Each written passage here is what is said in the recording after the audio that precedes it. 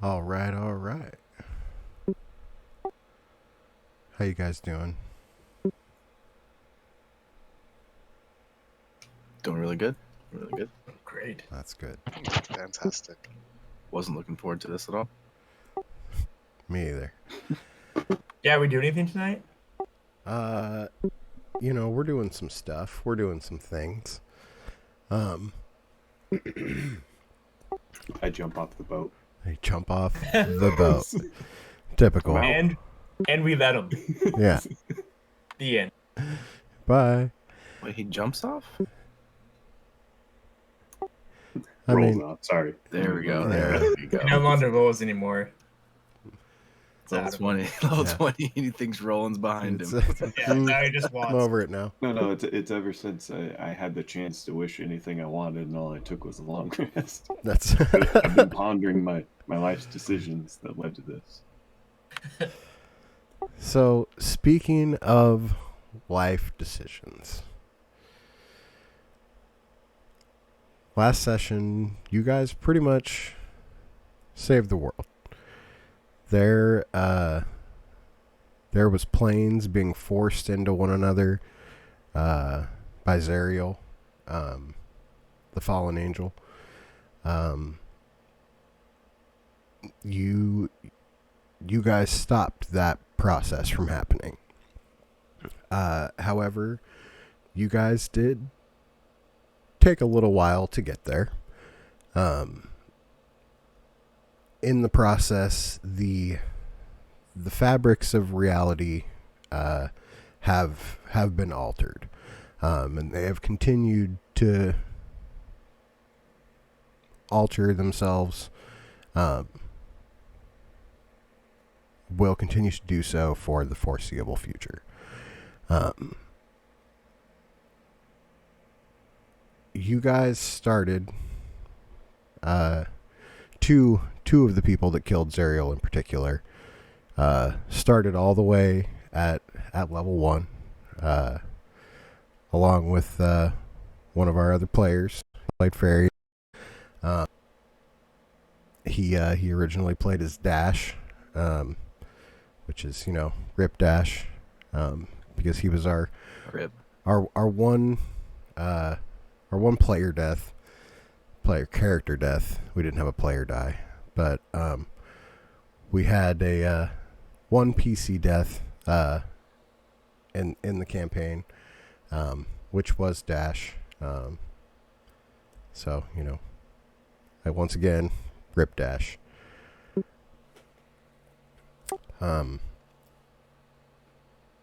You guys started leaving Japan, heading to a bridge. We never reached the bridge. Nope. Instead, you guys started and ended up at a magical spa, where you guys stayed the night. Some of you made some decisions that were less than moral. Those people didn't quite make it till the end. From there, you guys left off, continued down the road until there was a fork in the path, and one way was the bridge, the other a crying girl. And that would change the course of the campaign for the rest of the campaign.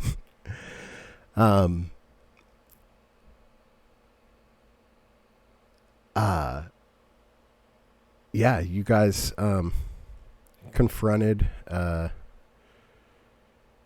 this crying girl.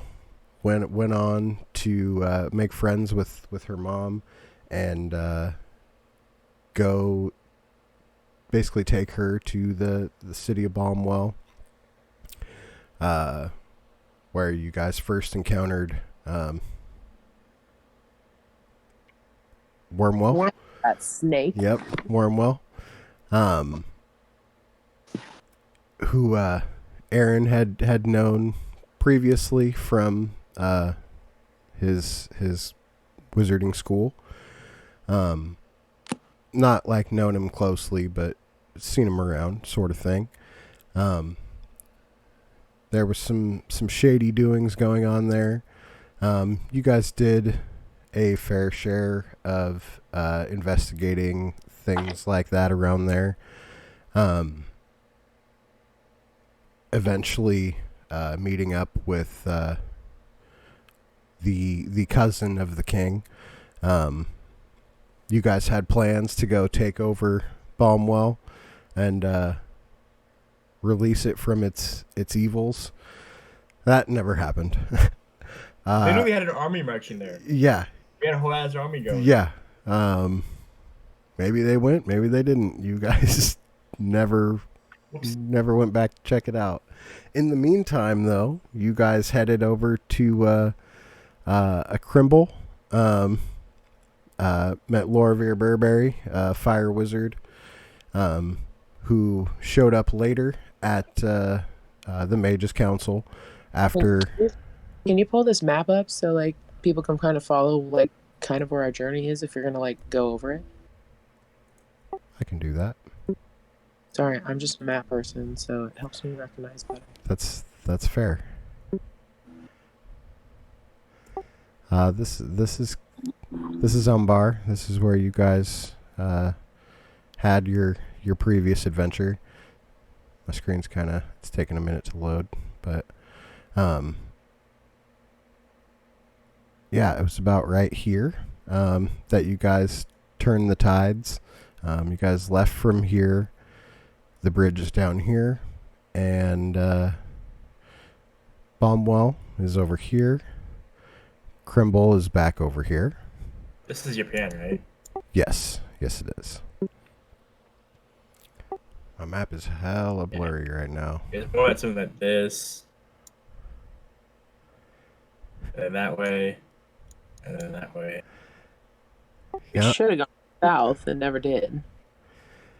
Yeah, the original plan was, On that head bridge down right there. Yep, go to that bridge right there. Never happened. But yeah, you guys made your way back over there. There we go. You guys went there twice actually. And the second time you went there, Burberry's tower was gone, and the city was ablaze. It was at that point that Karas met up with an old friend in Hanami, where the reunion didn't quite go as planned. Karas ended up taking Hanami's sword. Hanami was held captive. Karas and Hanami ended up just slugging it out over a fire pit, while Aaron proceeded to trip Dash. And No, Top let's Top the highlight. put it. It was obviously Used one highlighted of enough his- to recap it, okay? He used important to make me trip. he did. Okay, he Yeah, used 100% used a very valuable, expendable resource to make Dash trip over a log. Teammate here. It's okay. I totally took that sword. It's mine. Yeah, Still. she did. Karas took the sword. You guys also at that point met a young man named Asher, who was the son of Arthur Wormwell. Aaron took him on as a young apprentice. One of many few to come. That's true. You guys decided after fixing a wrecked boat in the harbor, that you guys could go do stuff, and Asher would take care of watching Hanami. Asher was in turn swooned by Hanami, and she made an escape, ending Aaron's apprentice's life. Oh, Crimble burned down too. Yeah, Crimble did. Yeah, it was a blaze. That's when Karas got the. What's that? There was also T-Rexes.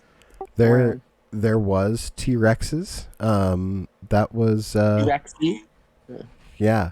You guys definitely encountered a mama T-Rex and her babies running around for sure. You guys hopped back up on that boat afterwards and sailed up north. Where'd you guys go? Did you guys go to... We tried to go to the island of Luck. Oh, yeah. Yeah, the Luck Festival was going on. You guys decided to not go to the Luck Festival and go to Loria, right? Yeah. Yeah. No, we went to the island. No, we didn't go to it. No, when we passed it, it wasn't going on. We were down here dealing with this shit. There was some crazy people there. They're like, "Hey, don't come to our island." We're like, "All right, cool." We did get up. Yeah, there was like Kraken worshippers that were there. Yeah. Yeah. We decided peace. Yeah, so you guys headed up to Loria, where Dash's coin purse got stolen. And you guys ended up Son of a bitch. chasing around a thief. Almost getting well, you guys did get into it with some minotaurs down there, protecting the lower levels of Loria.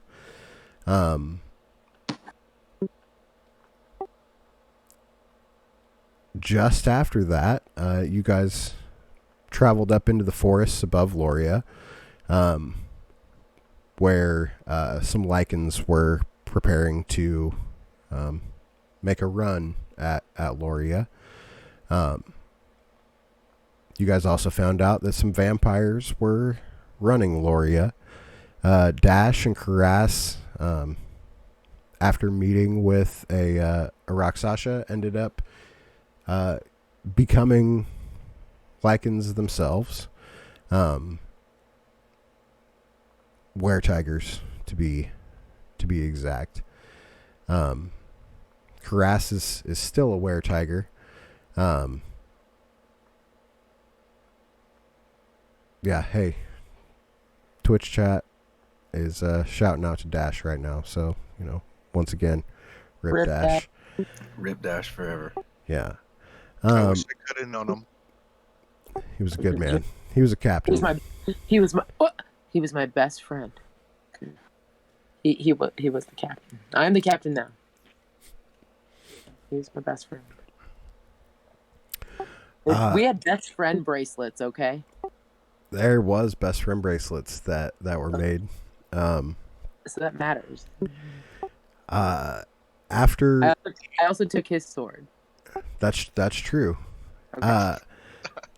As is tradition. Yeah, as is tradition. From Loria, you guys headed across the river to Elwood, this forest over here, where unfortunately Dash made his final dash. Fortunately, Dash made. Sorry. He fell to some hags and some will-o-wisps. That will-o-wisp, man. One of the most devastating moments. It was just failing that save and then just hearing like, "Oh, well, you're dead." It was the last one. Like, there was 3 there, and it was 3 constant. It was honestly like, make 3 death saving throws right here, basically, is what it ended up being. And yeah, on the last one, it was a nat 1 that Wasn't ultimately. there a bunch of other things that led up to that though? Like, there wasn't I think we were separated. But there was a bunch of bad things that happened on top of each other, and then Dash was just like in the wrong place, at the wrong time. The way I remember it, it was my own fault, and I have no one else to blame. Well, I'm pretty sure I dashed ahead of everybody to get to the enemy, and I didn't know the Will-O-Wisp was there. But Yeah. I think, but the whole season before that, like we had split the party like 2 and 2. You guys did. You cleared out the entire Hag's Den except for where the Coven leader lived. Yeah. And you guys waited to loot the place, and then one chest had there was like 3 chests. One had treasure, the other was a mimic, and the other held a gelatinous cube. And the gelatinous cube came out and got Aaron and Crass, and they took turns like saving each other basically. Yeah. And we had another character at the time that was with us. It was Material. Was it? No, It was Frode. It was Frode. Macariel was a character that was with the party from the beginning, who had a piece of obsidian that kind of sparked the whole adventure, really. The obsidian ended up being the heart of Rousset, a god,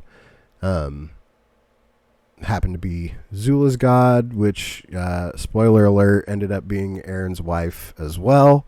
Right. And so that kind of ended up tying all in together later. As of right now, that was a complete mystery, though. The Macariel had been abducted by the Rakshasa on the way back into Loria from the Lycan camps. So Frode was with you guys as you were in the Hag place. From there, you guys met a young Farius who was a captive of the hags that you guys had just slain, and you guys met him on the way to the giant chunk of obsidian that was in this lake up here. Was a lake, but when you guys got there, it was like basically just a tiny little pond with a giant piece of obsidian coming out of it. It was later revealed that was like a gateway, and that Rousset was keeping Aaron's daughter there, her daughter as well, but kind of keeping her safe, thus like closing off the entryway into the Fae, causing some wild magic and things like that to go around the forest. From there, you guys headed south, and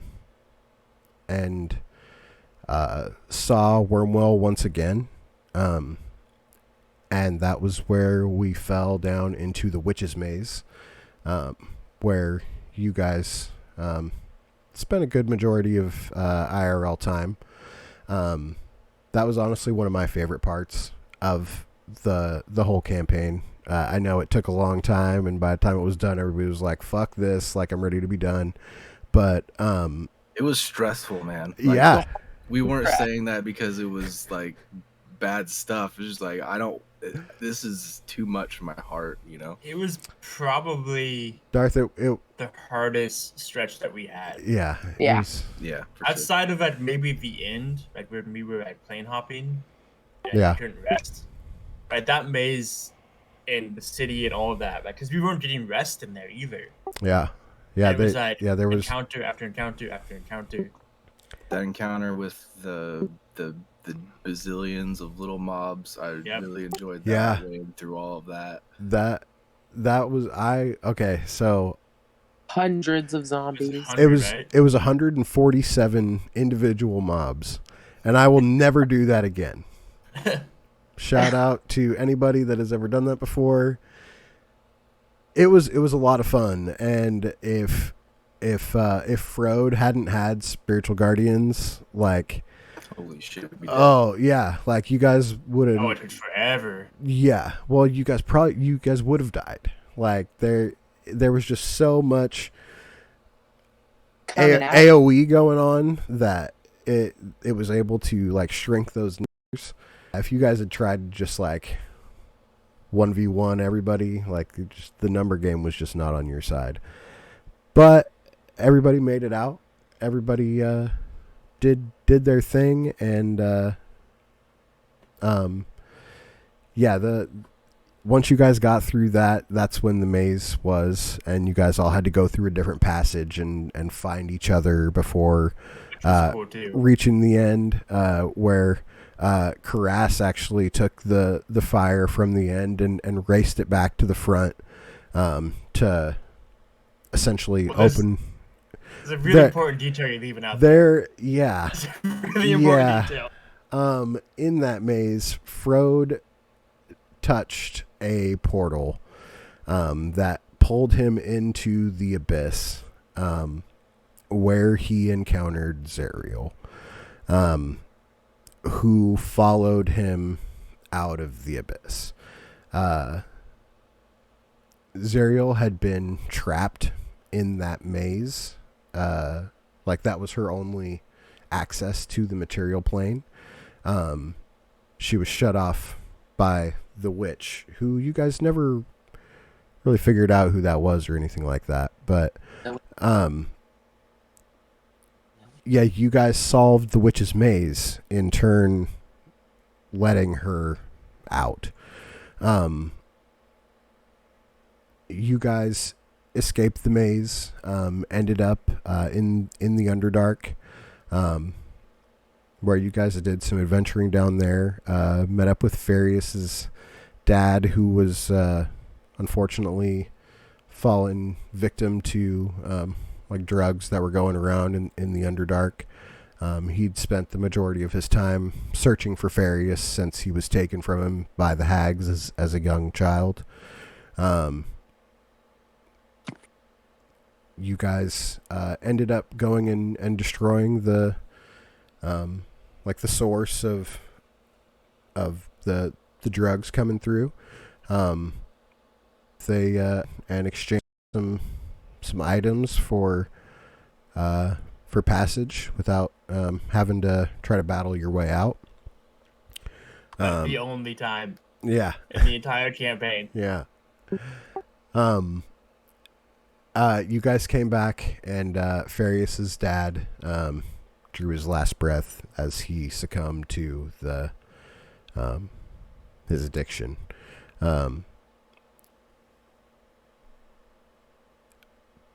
But Farius and him did get to have a little moment where they kind of got to see each other again, and I like to think that the dad was able to pass knowing that you were okay.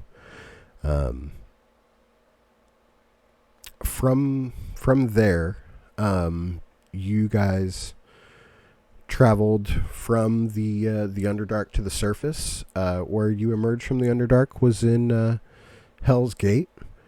You guys, at that point, met up with our two other party members that helped us defeat Zerial, Roland and Zula.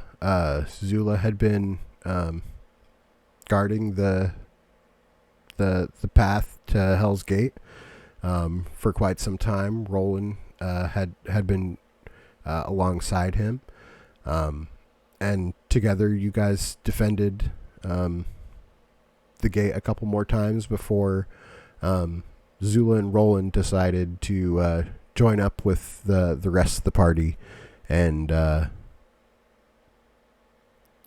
do some more worldly things as opposed to staying a little more local. You guys ran into Zerial again there, where Zula got the full effect of the power and that you guys were dealing with, as she kind of almost stared him to death. Yeah, that But- happened. Yeah, that did. Before she escaped out into the world. Little did you guys know, she was headed to the Obsidian Tower. You guys, from Hell's Gate,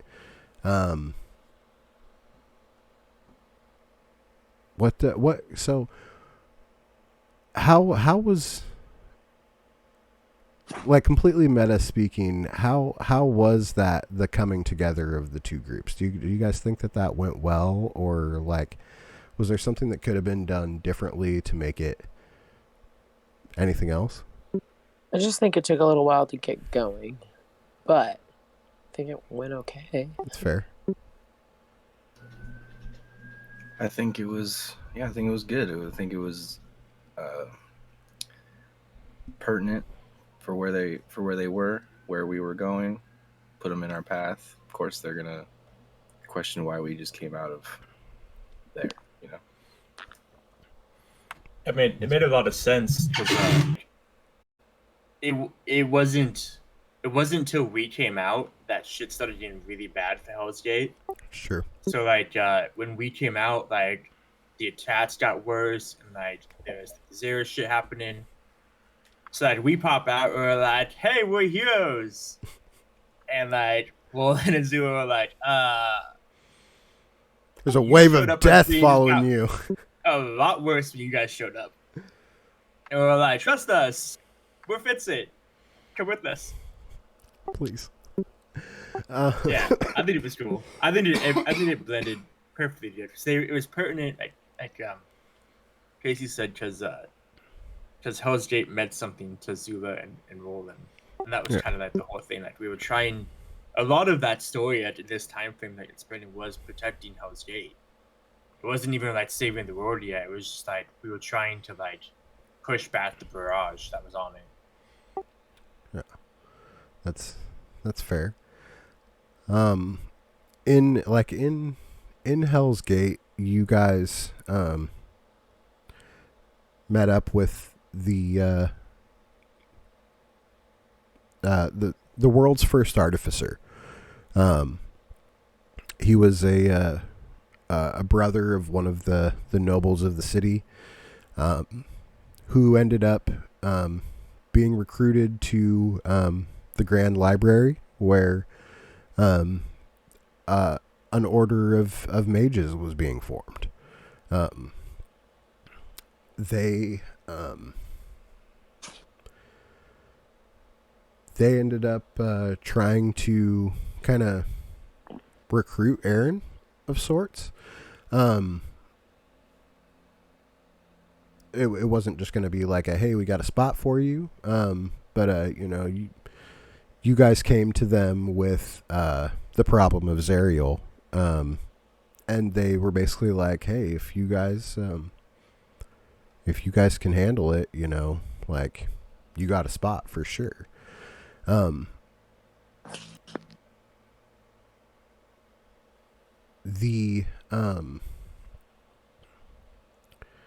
There was kind of a little bit of back and forth going on after that. Another meetup with Hanami, where things kind of became reconciled. Grass gave her back her sword, which was an heirloom of her husband. It was a gift from her fiance at the time that it was stolen. But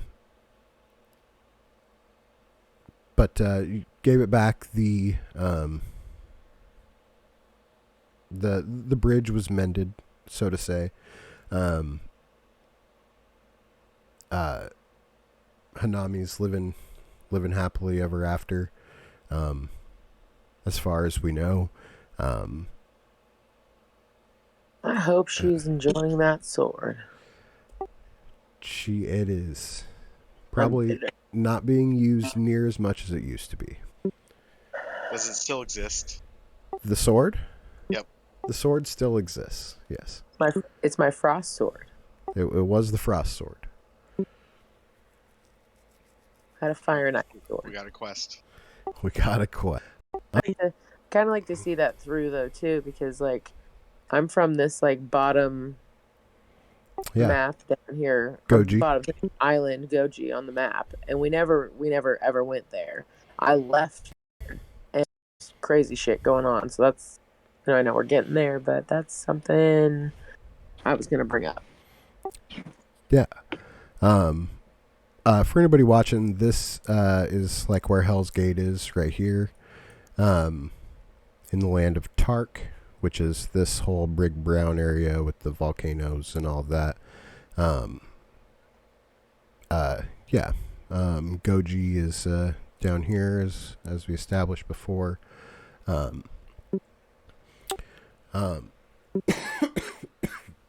Excuse me. Wow, I just keep saying there was the library that we were speaking of is a traveling library. It's a big old move around the entire map, big old flying castle of sorts. It is where the party ended up going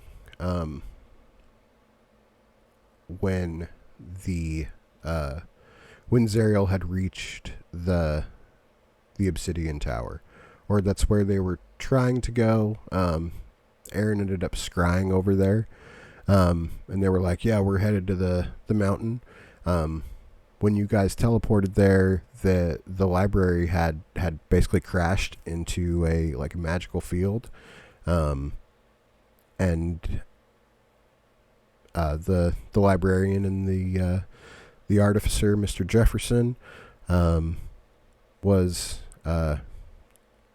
were kind of tending to each other as the rest of the mages had teleported away before the crash. From there, you guys climbed the mountain here into the Creator of Creation, where you guys went through some planar travels on the way to fighting Zariel. Actually, before you guys did that, you took out all of her children. In a quick 2 days, you guys just went Methodical. bam, bam, bam, bam, bam.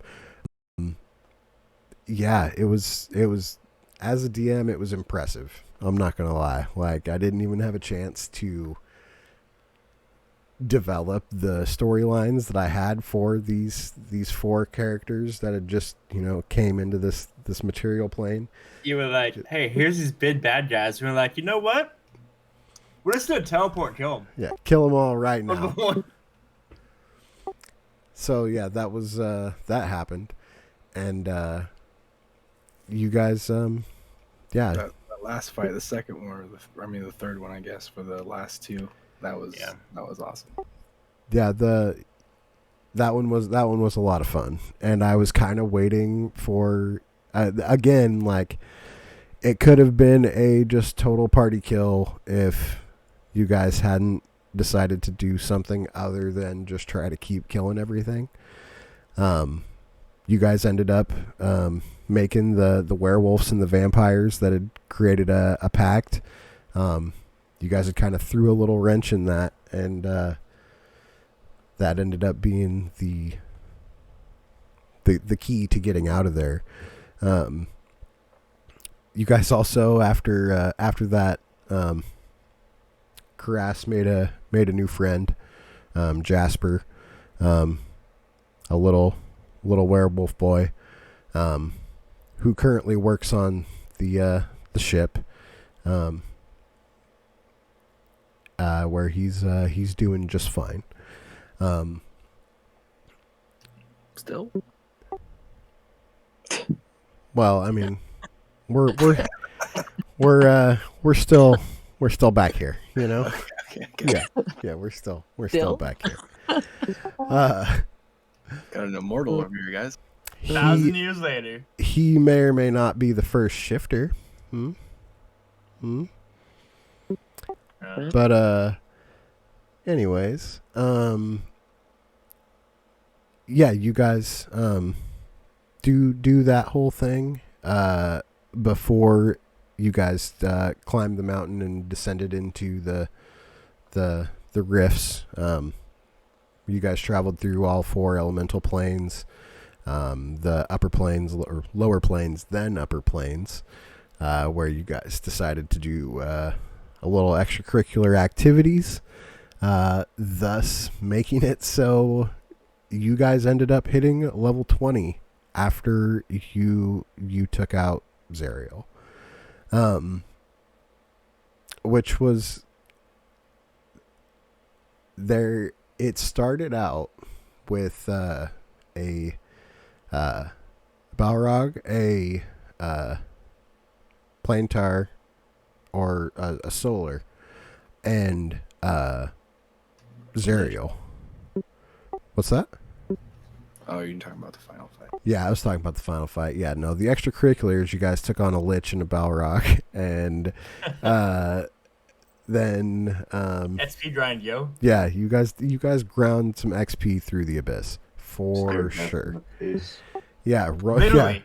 yeah. Roland was just mid-roll, frozen for almost the entire second half of that encounter. And then got a power word kill under his face. Yeah, he used that massive speed to try to catch up to the Lich. And if Aaron hadn't, I didn't try. I caught him. You caught him. Yeah, You caught him. Yeah, you caught him for sure. And the Lich literally was gonna just drop you. But Aaron, once again with a portent, came through. The nat 20 on the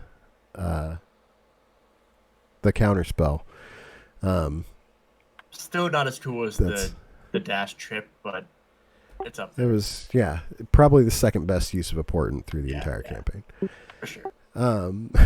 Yeah. That's kind of where we left off at the end. Lily was what's that? Real quick meta question. Yeah. Did I choose correctly on the thing to take out? What do you mean? So like when I took out like the angel or the Balrog, I had the choice. Oh yeah. I mean the Balrog is basically just a meat sack. Yeah. Like An exploding meat sack. yeah. Oh yeah. yeah, that went bad too. Yeah. So I think the angel with the blade was going to be more of a struggle. yeah, the angel had the flying speed and it also had a bow, and the spiritual weapon. Like they're both definitely deadly beasts.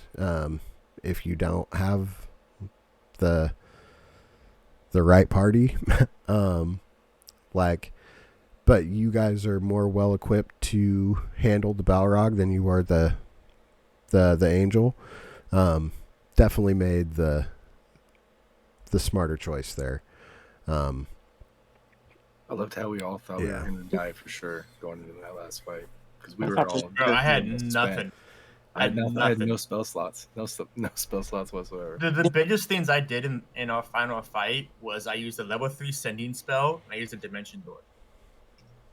And we still won that fight easily. Level 3 spell soloed an angel. I literally It did. Yeah. I literally felt like I didn't have anyone to protect, so I was like, fuck it. Because everybody was like, I have nothing. I got a long rest when in Yeah, the middle of Yeah. that fight. I did. Travis and I were talking about that. Yeah, They were like, here's a we- bonus we- spell we slot. figured. So wait. Yeah. Wait a minute.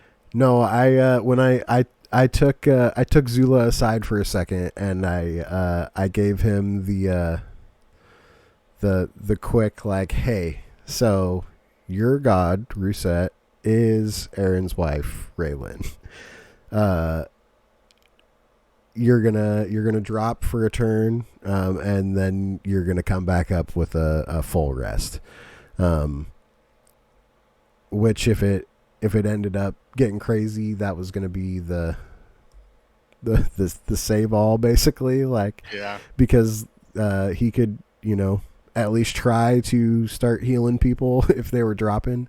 But that was it. That's what we got. Yeah, that was pretty much it. You guys handled it great. I had a plan the whole time because I knew that last encounter was if you guys hadn't tried to contact either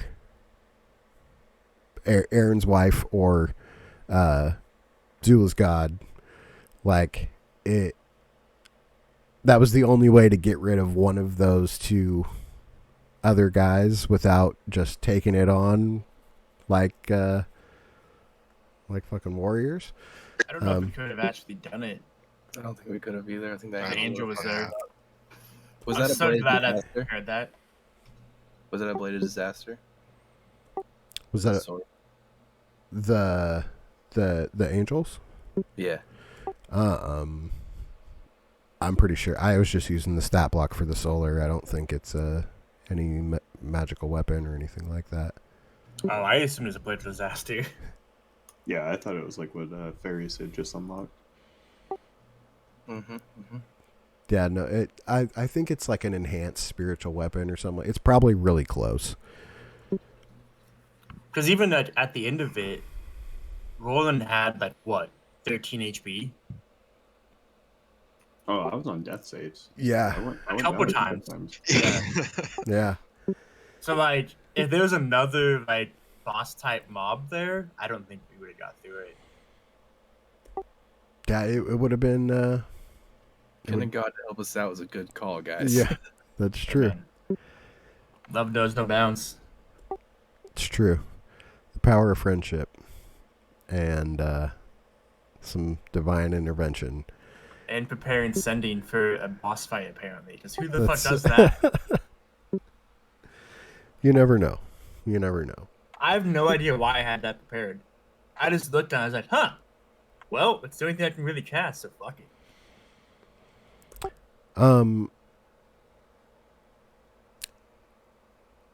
Aaron, what do you think was like the most impactful moments of your journey, and like what do you think that you want Aaron to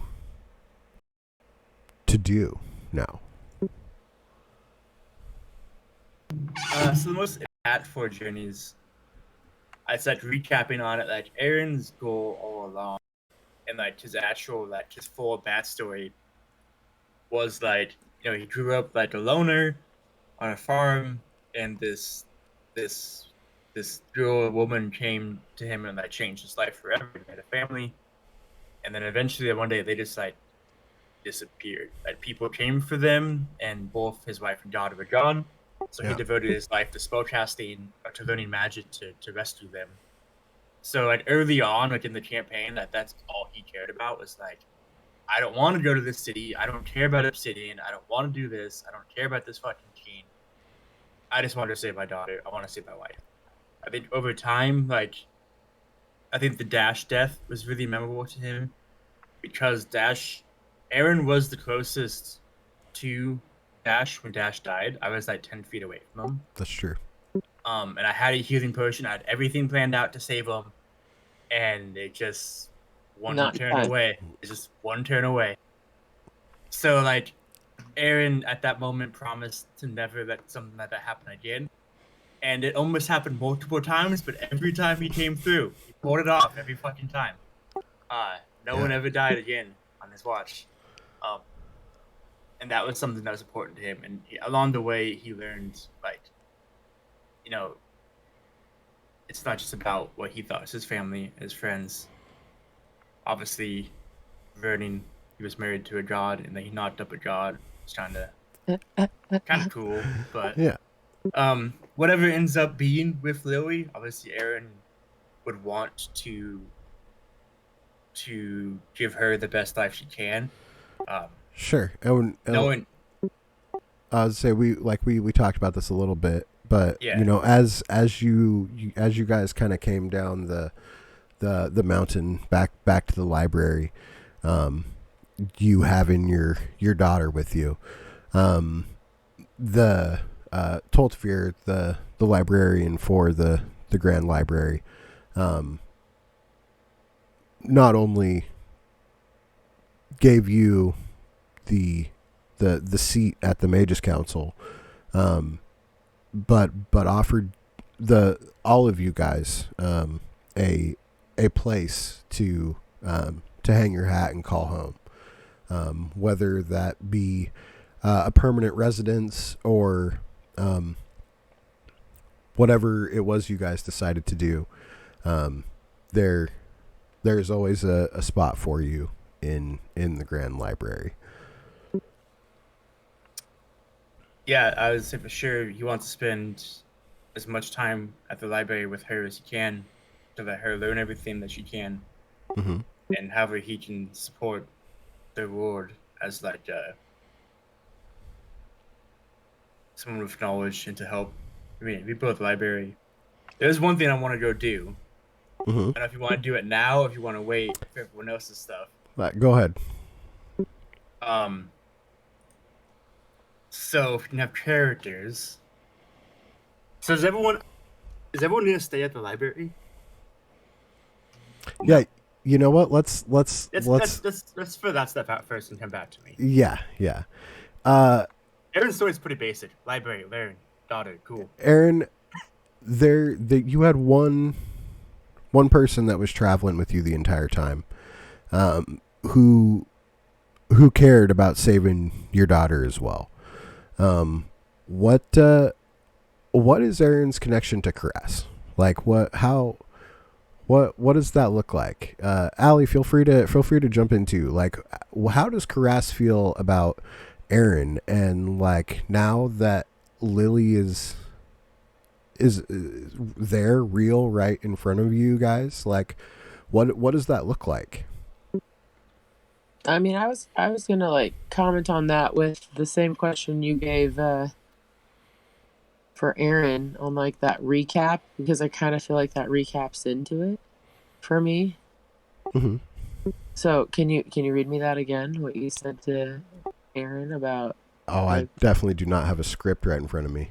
Oh, I thought you were like, what was memorable, what stood out, like blah blah blah. I was also thinking you were gonna ask everybody. So her backstory is that she was from Goji. She's been in a scout group that was told to basically rivalry kill the other ascendant for the throne on the other side of Goji, which was a baby, was a child. And she did it as Hanami, who you hear about. Well, I thought she was taken, and the other member of her party was killed in front of her. And so she continued the mission and killed this baby. And she just felt like so much remorse from doing that, but like followed out what she was being told to do. So she fled Goji and kind of just like restarted in like, I got to get away from that type of thing. And then as it came through, like memorable moment was being in that bomb suite. There was a couple bombs. Yeah, one of them, there was her aunt Ari that was there, and then another child that ended up being a descendant from Goji as well with his dad, and I didn't protect him, and he dies. So here's another child on my watch that dies, and then as this story progresses, I'm befriending who's got a daughter who he's looking to find. And along the whole story, she's kind of like hyper focused on like what else is she gonna do but like fight. Like that's what she wants to do, but like having a noble cause to fight, and like gaining friendship through it, and having, well, Aaron and Dash at the time. Dash was the best friend, so that was the other. I was gonna also say that was a memorable moment of like not being able to save him and dying. I took lycanthropy because Dash did. Anyways, and You still have lycanthropy? I do, because it's remembrance of Dash. Okay, Yeah. so Going through it, I think seeing like Lily at the pond in this crazy foreign fae area up north was so uncomfortable, and I like hated being there, but all I could think of is that I was trying to help save Lily from being there, because that's where she was. It was another child. And then there was one more. My memorable also moment is Wormwell. And that whole story we really didn't get into more, but as a woman, it gets dark, that there's like raping going on, and like little girls being taken from, this is more at the beginning of the campaign, but like little girls being taken from let's define city. this real quick. They weren't like 5-year-old little girls. They were No. they were teenage girls for a young king. Like it's not like not quite as gross as we don't do that around here. I probably would have died in that first encounter, like couple sessions in, because she was enraged about this as a woman.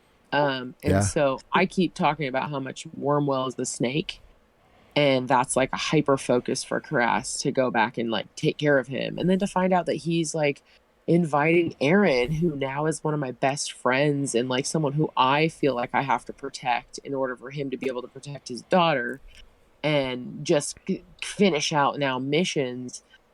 He's going to potentially join like this library of people, including Wormwell, and that like, didn't sit well, still doesn't sit well. I'm like in awe. Like, can I just point this out too? Because I have a twist for you guys. This whole time I've been with Aaron, right? And I've been just like enamored by the fact that he does magic, and it's great and it's crazy. And like she's been writing down things, but like doesn't do magic like whatsoever. She has magical swords and means and stuff. Anyways, so I mean, long story short, something that's important. You go back to asking, Aaron what's important. And now that what's important is that he has his daughter, and she just has. I'm 58, by the way. Yeah. I hate that. But Karas still feel. You did get aged in the. Was it in the lower planes that you got aged? Yeah. So, but Karas just feels like this overabundance of protection towards Lily. And now that Aaron has found his daughter, like that's been like this overall mission that like entire time for me as well, because I was accompanying this party, but that was like his underlying, go to. So now that we've found her, and that have so many children have died either by my hand or under my watch, this is like, in my opinion, Karas is like now hyper focus is Lily, and either just being guardian protector or like trainer, skill seeker, like how can I help aid her with the things that I have to give her everything. My twist is, you ready for this? I'm ready. Lay it on me. My twist is that we are now level 20, and Karas is fighter barbarian level 1 wizard. Yes. Yes. Because why the fuck not? And she's been learning and writing down and watching Aaron this whole time, that she's now like, okay, this guy does stuff and I want to also. So that's where I was thinking and going with it. Yeah. Aaron would love to teach you. Yeah, and then like, go in that way, but so what spells does Karas know? Which I'm not gonna go. I haven't got that far yet, because okay. I do. Well, I do, because I've thought about like specific things. Like I feel like she would know fireball, bro. You hit me with a fireball like 4 times, like in this whole campaign. You didn't mean to, but when you did hit me, it was fireball. So like she knows what fireball is. I don't know if that's a first level spell or not, but she'll learn it. It's definitely not. You can get a fire bolt though, for sure. I'll get a bolt.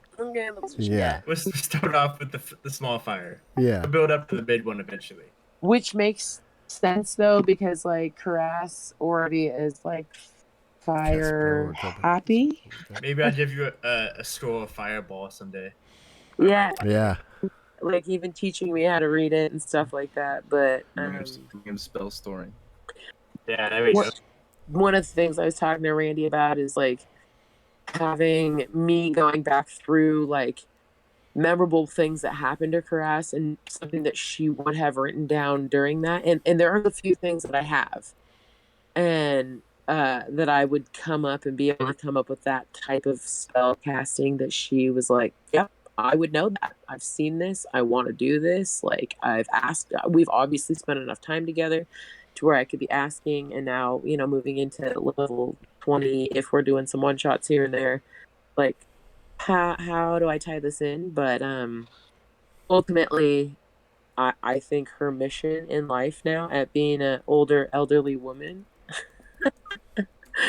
is to get the spell taking off her, protect and train Lily, and fucking figure out Wormwell, man. Like that really bothers me because I don't understand him because he's magical, and I don't like that whole. I don't even know what we're like level 5.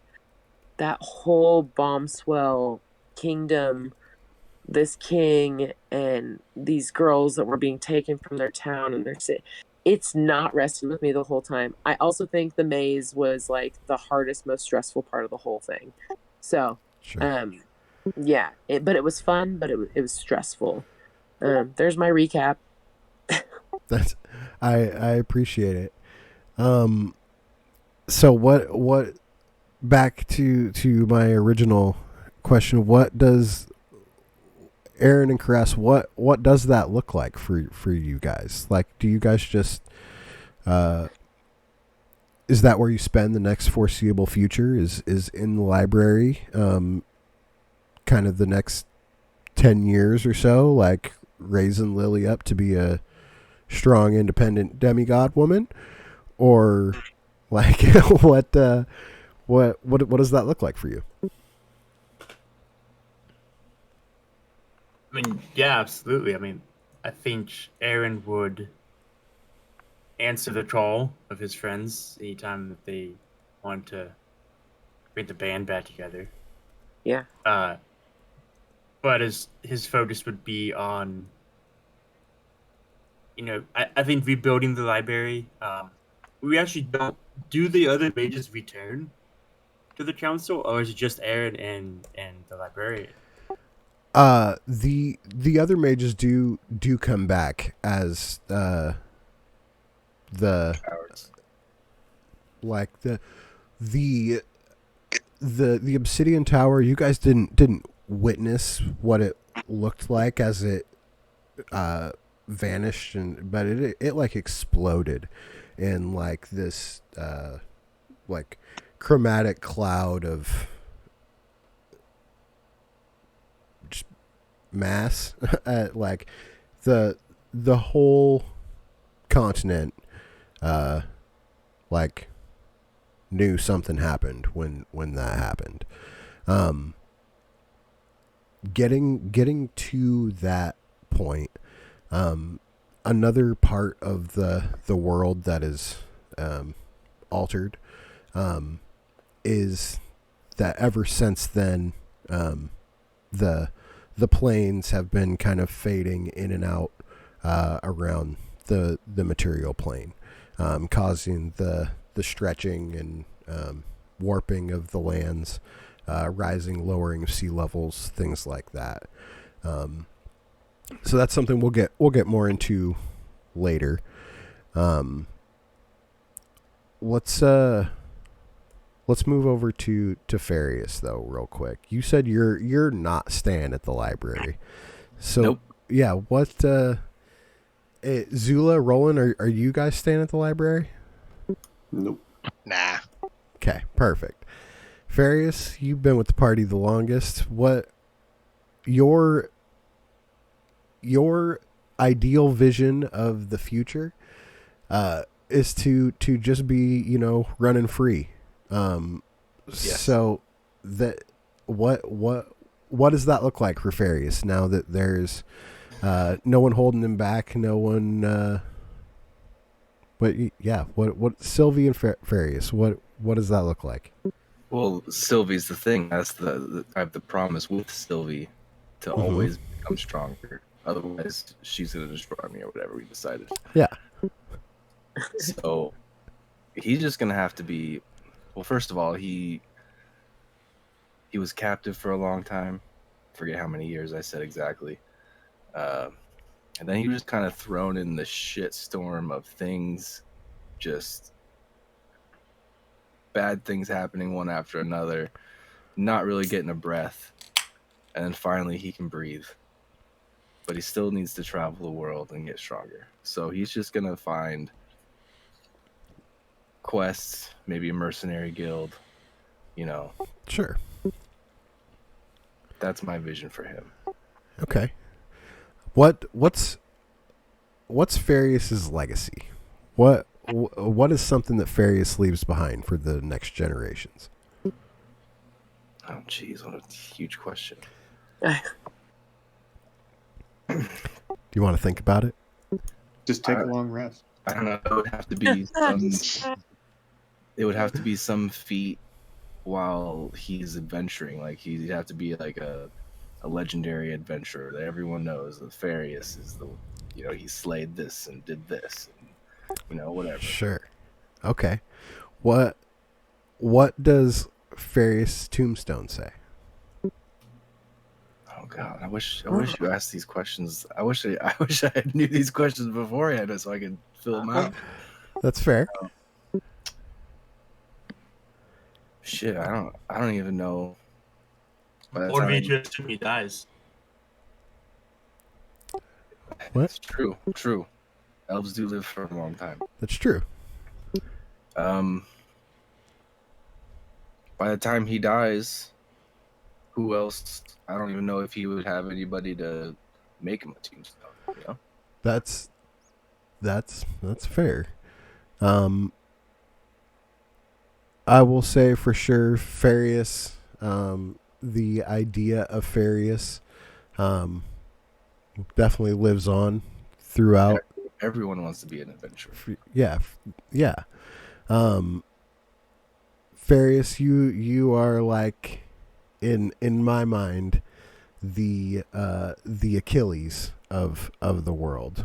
Like you just go through and you do stuff, unless you get hit in this one little special place, in which case that's like, not rolling that good, and swing and a miss sort of thing. Yeah, that happens. Yeah, so. But being by myself, I can finally use my darkness. They can't see me. That's true. That is true. This fucked us so bad to all these levels. Yep. I think I used it once or twice. All right. Zula, you straight up ascended to godhood. As the one true champion of Rousette. When she was no more, it was only right that you took up the mantle. What are some things that what does that mean to Zula? I think it's kind of like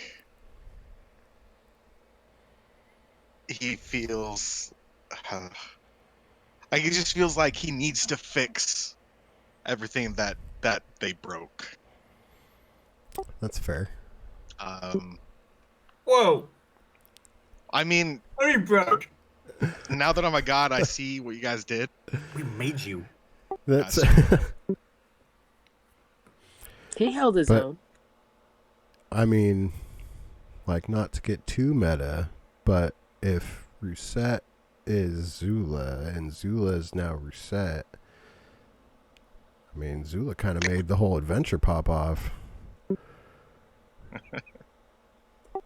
I'm just saying, he ain't no god without us. That's all I'm saying. Don't get all bitch fair. as you're a god now, forgetting about us, and we fucked everything up. And you're just mad because your wife's gone. Okay. I'm so sorry. Damn. Shots So fired. sorry. Or is his wife now Zula? Yes, that's the other part. I kind of feel like I would probably hang out with Aaron and Lily a lot just because That's true, I'd want Darth. to see Lily grow up. But like That's I fair. would wanna like just basically walk the lands and try to just fix, like, especially like the oh god, I'm terrible. I'm sorry, like the home, like where the Obsidian took the elves' lands. Like I Sure. would want, like basically, I just want to get people back to where where they want, like where they should be. And I'm just just kind of fix the world, I guess. I just see you when you said walking the lands like that one night when we're in town. You're handing out brochures, like you're gonna have a new brochure, be like, "I'm God, bro, join Yeah. my church." Oh yeah. Yeah, you. Remember I told you to join? Look at me now. Yeah, I definitely remember you saying that something that you wanted to do was like start making some like churches and things like that. Yeah, and I yeah. think like in my mind, like if I became a god, I would feel ashamed of myself because of how petty I would have felt to like start that stuff as like a mortal. Mm. Okay. Yeah. That's all right. Yeah.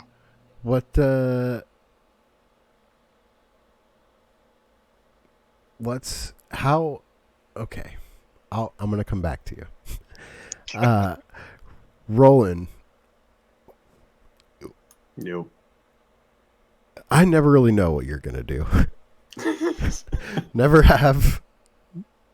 Never Please, will. please enlighten me on. I already said I roll off the boat. You roll off the boat, Never And- seen it. and what is Roland after in life? Like that, you have enough riches to fill your loincloth and your trusty DBS. What is Roland's path from here? Basically, what I thought of was given the opportunity to pretty much have one wish and didn't really take it to seek out his original goal of like chasing dreams. Yeah. I think I'm probably gonna have Roland go back to like Hellscape Okay. and start his own like Thieves Guild there. Yeah. All right. I'm here for that. For sure. 100%. Aaron, what was it that that you wanted to do? All right. Into RP mode here for a second. But, Kras, you could do me a favor and watch Zoe for a minute. Forever. I have something to go take care of. Of course. Forever. You never came back? I got it. I'm 58 though, so I'm dying soon. You're spry as ever. Don't say that. It's stupid. First thing I'm gonna do, because Ferris isn't on the library, right? He's out in the road. Yeah. I mean, depending on when this is taking place, what you want to do, I mean, I would assume this is probably a little bit after, but things settled and we kind of.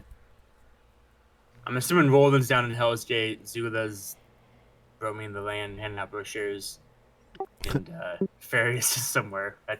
Please worship me. I'm a new god. It's really hard being a new god, you know? Not I'd when like you're to cast Scrying on Farius. Mm-hmm. I'm going to teleport to him. Okay. Write that down. I'm going to find Farius. Farius, I need you your strength to come with me to do one more thing. You say one more thing, but this is gonna happen a lot, isn't it? You're just gonna pop up next to me. You know, It yeah. might. It Yeah, might. It's gonna happen a lot. All right, let's go. All right. I'm gonna teleport Farius and Aaron right in this area here. Okay. Specifically where Aaron remembers where the cave was at. Are we talking? We're gonna get Dash back? And I'm gonna go find the grave site. Is there anything going on around there? Just your standard magical forest. Naturally. Cast Bidby's hand because, Farius and Aaron don't do manual labor. That's fair. I'm gonna have Bidby's hand dig up the grave to retrieve Dash's body. Okay. And then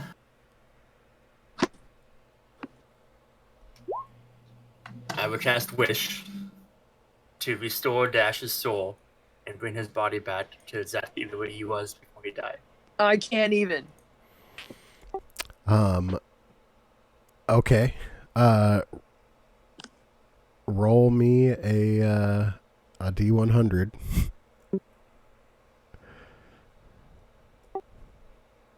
First roll of the night. You will never cast Wish ever again after this. Oh. Yeah, that just happened. However, in front of you is the body of Dash, and from the air around pops up 3 little will-o-wisps. What do you guys do? Kill them all. Slay them. Let's roll initiative. Yeah, roll initiative. My emotions are heightened and dropped in 10 seconds. You have the character sheet for Dash, buddy? Rip Dash 2.0. Honestly, I don't think so.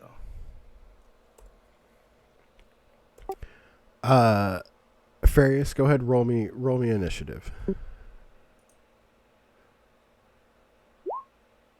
I'm struggling over here. Oh, yeah.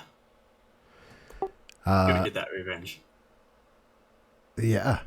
Farius, run up and swing, my guy. There's no map. Just, use your imagination. Come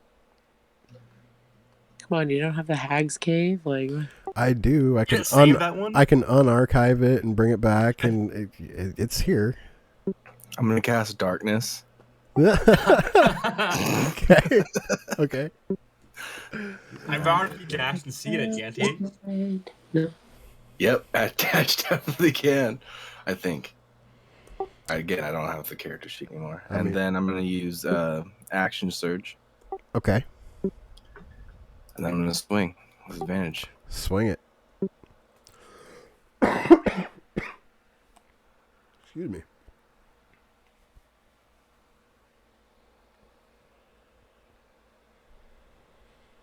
I'm gonna crit. Yeah, you are. I'm going to use a spell slot for Eldritch Smite. Big little Yeah. 20. It's awesome, guys. Oh shit, there's so much to do. Okay, there's that. The one wisp is obliterated. 2 remain. Oh well. No. You just might it anyways. Yeah, you could do whatever you want, but Oh yeah, I definitely.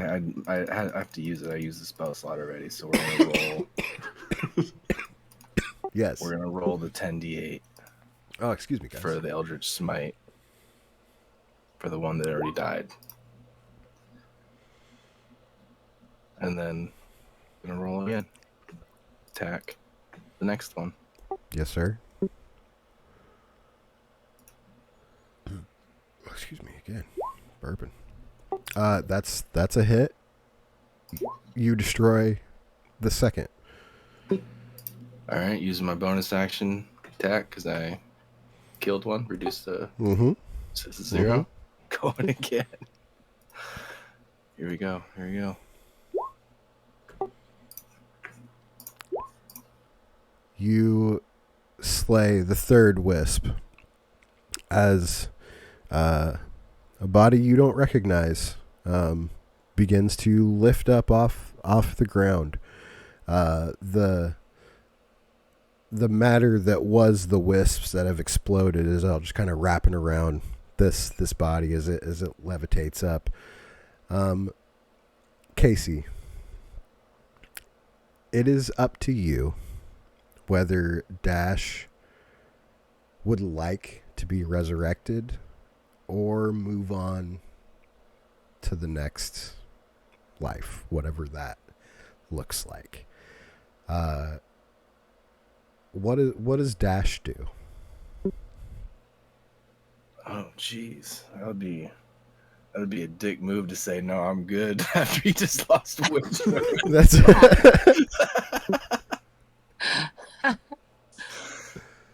No, Dash didn't want to die. Dash is definitely gonna come back. He's too young. all right. Dash's life fills back into his body, and he begins to breathe once again. Aaron is wiped the fuck out, though. What do you guys do?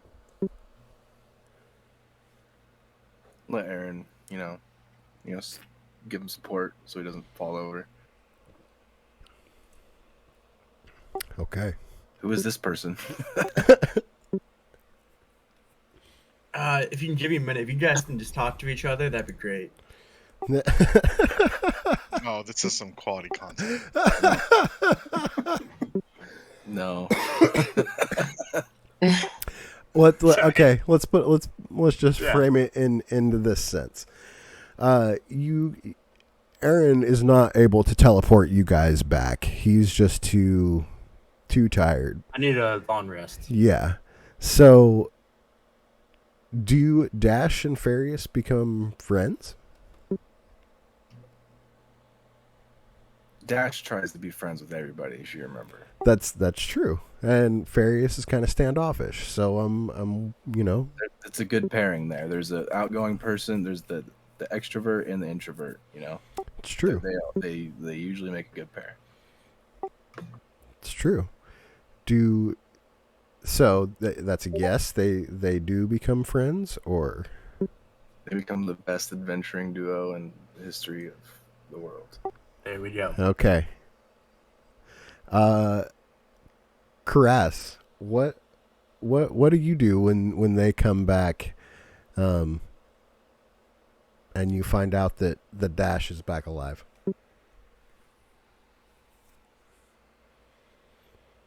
Do they walk in the library with Lily and I?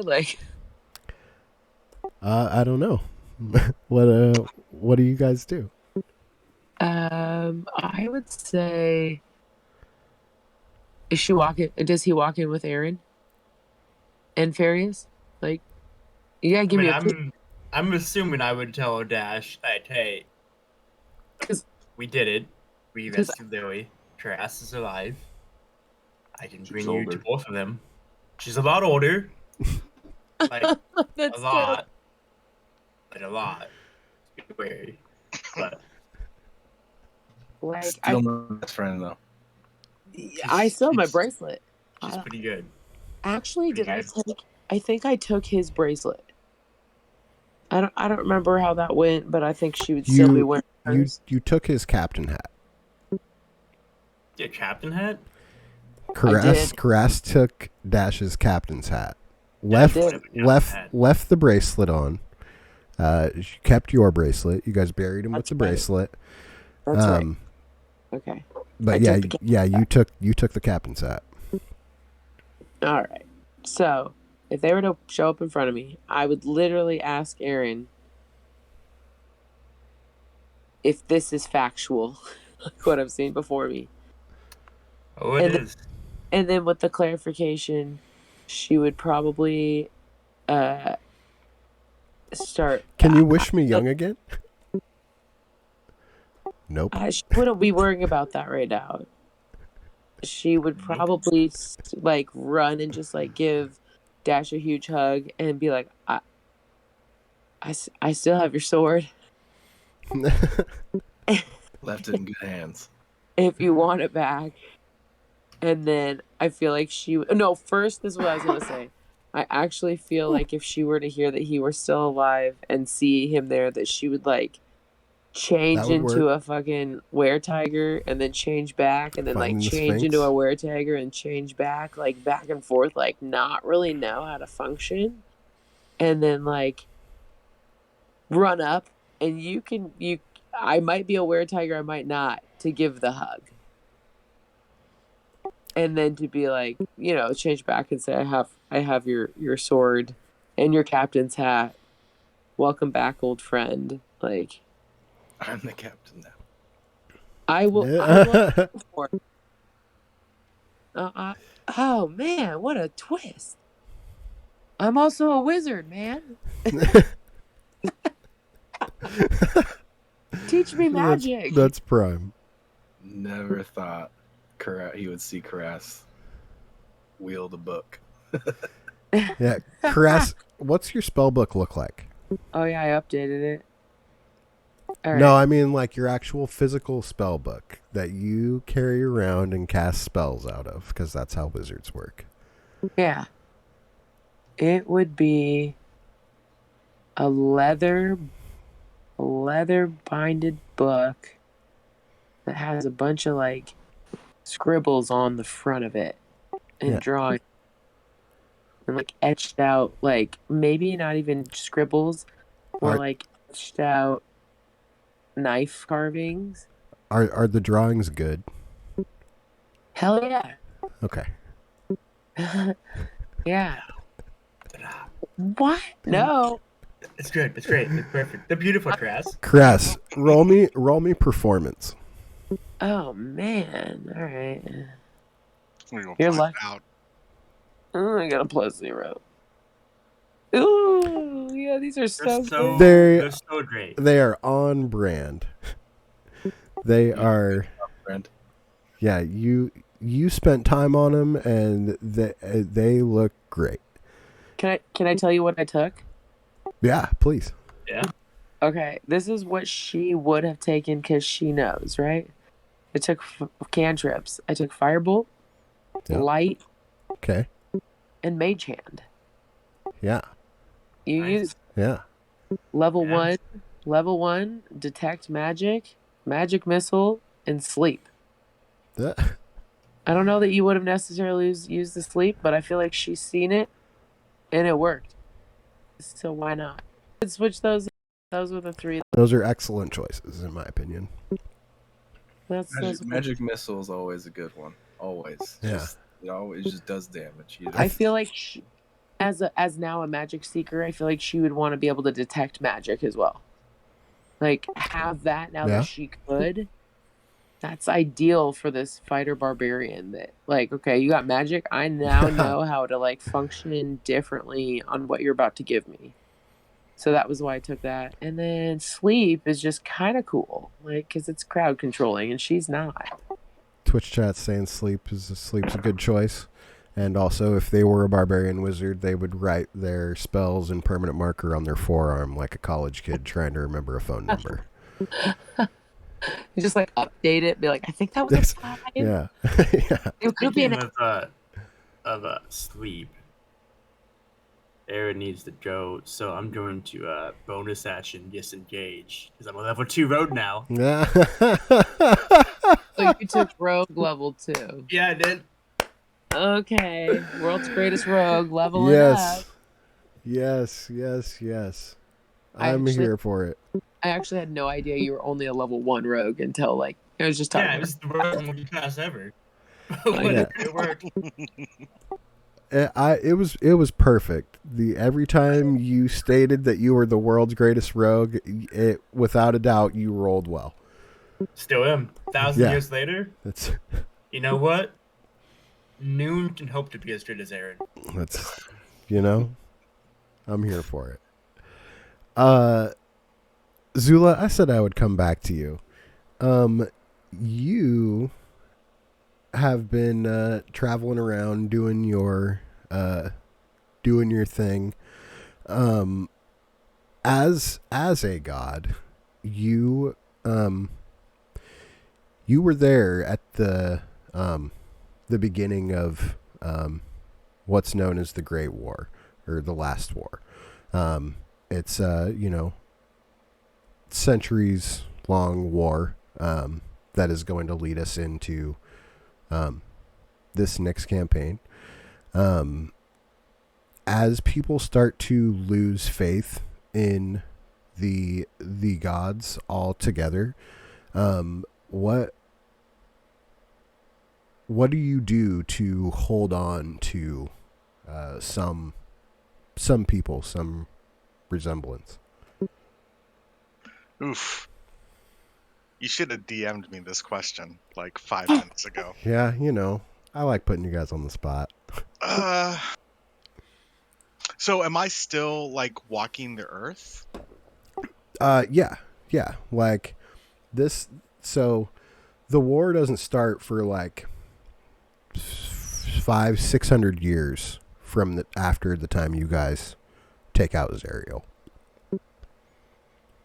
So, you've been walking. You wearing boots, and they made for walking, and that's what you've been doing. Yeah, I guess I would kind of. I would basically just try to play mediary between the two, and just I don't know. That's a tough one. I'm trying to make you guys think a little bit here. Yeah, I just feel like I would be like, obviously war is destruction, which is like It's true. that's not what I want. So I guess I would just yeah, I'm not sure. I feel like I would just try to bring people up and just unite. Yeah. Okay. So I am going to move you guys over to our new campaign map, and I'm going to ask you. Ooh. I'm going to ask you one more question.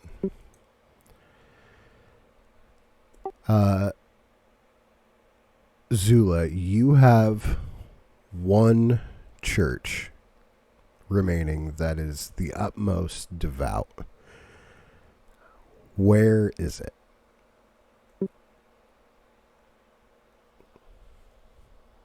It would be where I so where the is that what Thrain is basically? Is that where? Yeah. So yeah, that's kind of in this general area right here. I would say Mr. Mourning. That is not a place where things can actually function. Oh, okay, maybe not. The biggest city in the current state of the world is this place right here, Sharn. That is where it's huge. We'll get into that a little bit later, like what that all looks like and stuff like that. It would probably be where the elves are then. Okay. They are primarily from the Eldine Reaches. Okay, so we'll put it somewhere in there. Because I kind of spent a lot of time there too. I would think with trying to get Sure. the elves rebuilt there. Yeah, So. definitely. Yeah, that makes total sense in my mind. My last question for you is, would you want it on like the border of like civilization, or towards the border of like wastelands where you can try to convert people that are maybe leading their lives astray out in the wastes?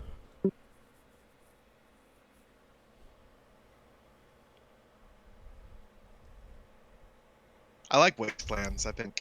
Okay. Yeah, kind of fringy. Yeah. Cool. I like it. Yeah, that is awesome. As we kind of move on, and get this campaign started, I will like be letting you guys know when we're gonna kind of like pull a quick time out and travel back in time to these characters again, so you guys can experience level 20 play, as well as just continue to build these legacies. Question. Yeah. Since I burned my wish, is Dash now my minion? I'm gonna say no. Oh, damn it! I'm sorry. I tried. Is that my summoned creature? Yeah. Yeah. Yeah. No, I'm not gonna do Dash dirty twice. Farius didn't take Dash under his wing. All right, you stay away from. Yeah. Hey, I have a real apprentice now. That is true. She's probably not gonna die. I don't think. That Flags. I gotta get quiet real quick. Yeah. Yeah, learning magic from Aaron is it's a slippery slope. Dangerous thing, yeah. But Caress learning magic from Aaron is okay, and then I teach it to her. Yeah. World's greatest wizard, Grass. Yes. True. I didn't say that. No, but Aaron did. Okay, let's do it.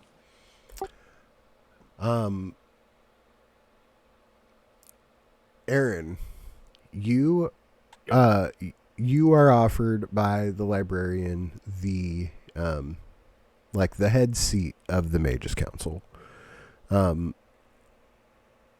Do you accept? Yeah.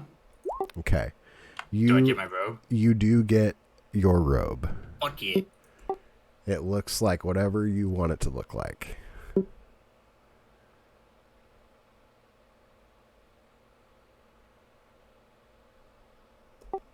Um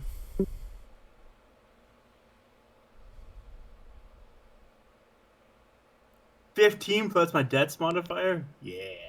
Yeah. Hell yeah. Ba-da-da-da. I have 19 AC now. Yeah, the Mage's Order carries on a steady tradition of peace and prosperity throughout the lands for the next couple hundred years, not centuries, before starting to kind of waver in their ideals and how the world is evolving and what that looks like. In that time,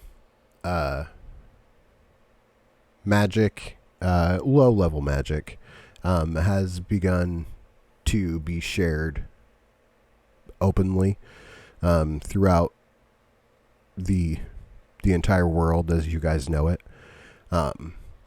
With you and and Foreman, Jefferson, being the kind of the ones that are really the linchpins in that, which is why the world has come such a technological, magical place. Then the Great War happened, or the last war. I'm going to pull up something real quick while we get into that.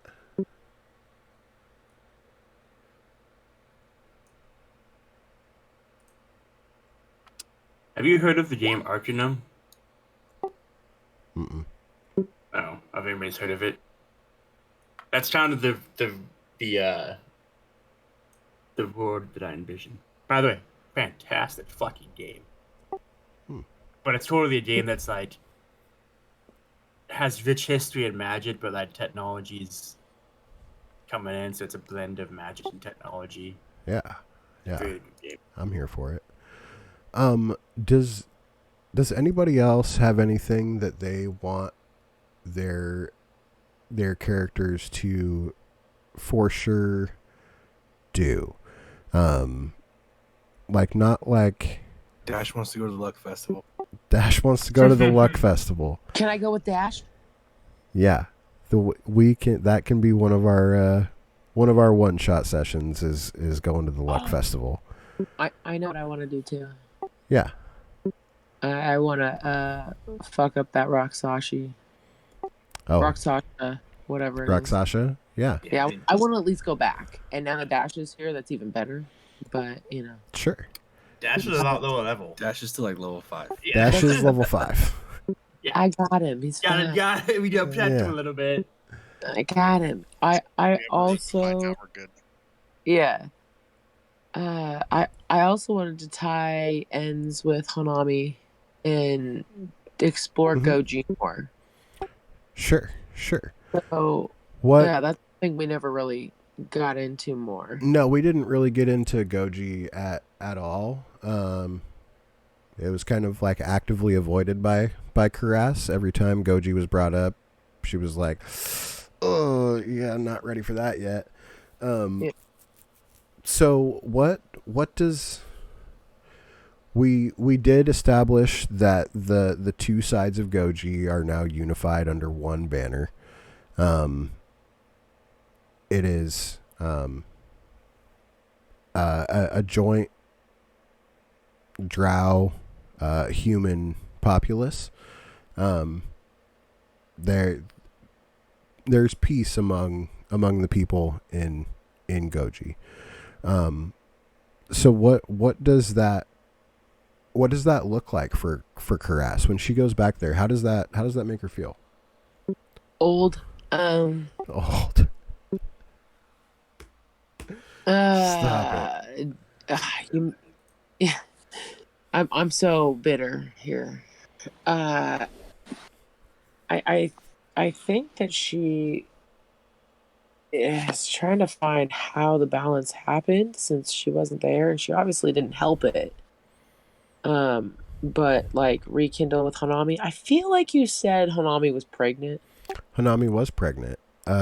She So this is again another child, like this other thing, and like Kuras would probably also like to have children, but she's fucking 58 now, and probably cannot.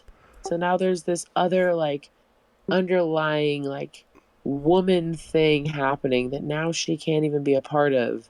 So I think other terms is how to get me not to be 58 to then have a family. And Kuras does know of a druid that went searching of a child with a wish scroll. That was in Tark. You guys were kind of waiting around for that when the children of Zariel came to be, and by the time it was like relevant again, Aaron had got Wish. Yeah. So, Not anymore. not Mark anymore. that one off the spellbook. Yeah. There is there is means to make that happen. Crass, roll me a D100. All right. 68. 68. The another one-shot adventure will be going to get the wish scroll so Karas can become young again.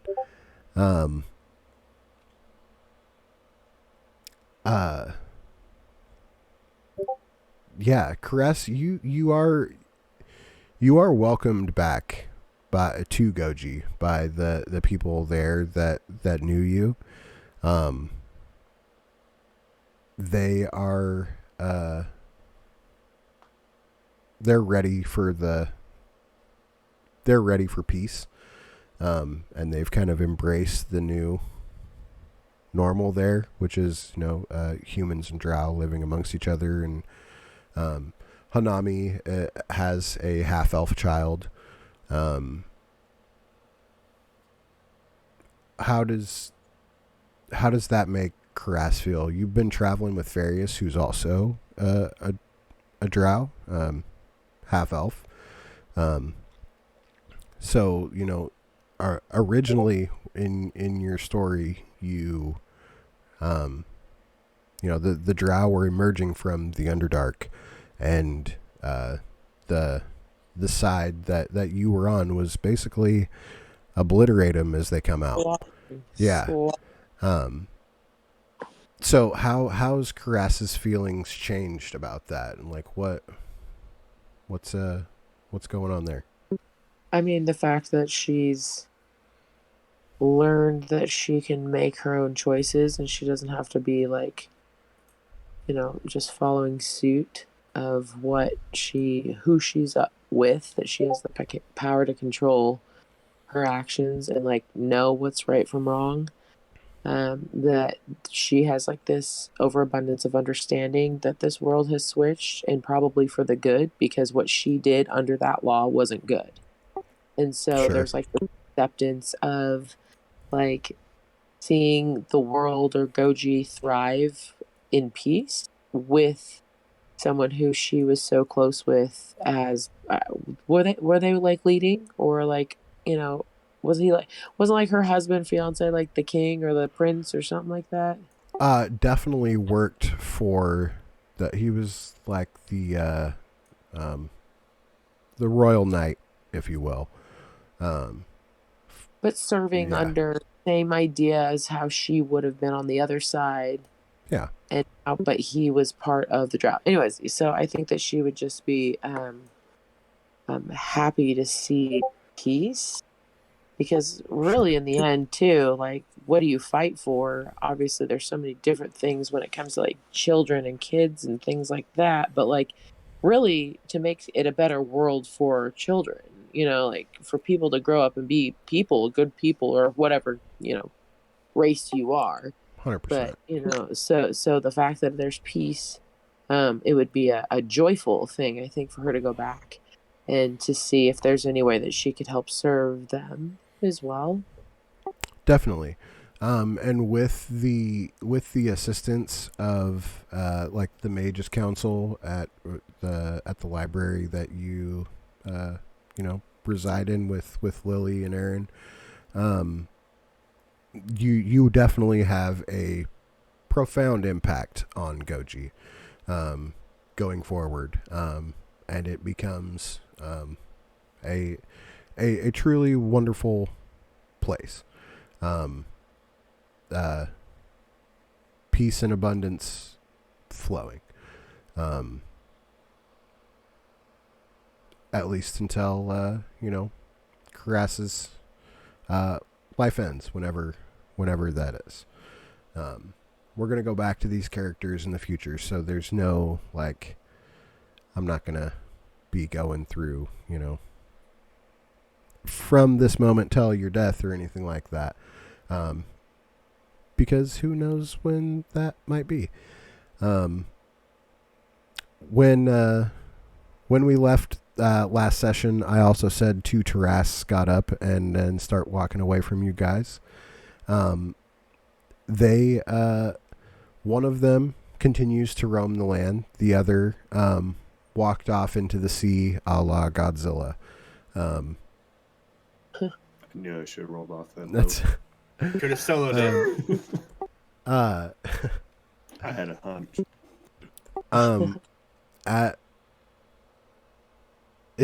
Does anybody else have anything that they want their characters to have some control over of how the world progresses?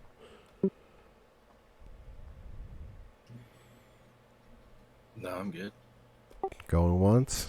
I mean, I don't know if you're saving it for the next campaign, but like, is there any impact of Lily? I am going to kind of flesh that out through the one shots as well, I think. Okay.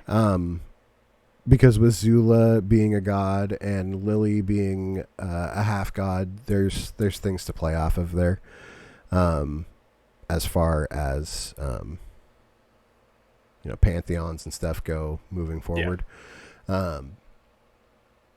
So yes and no. I don't really know right now, but yes.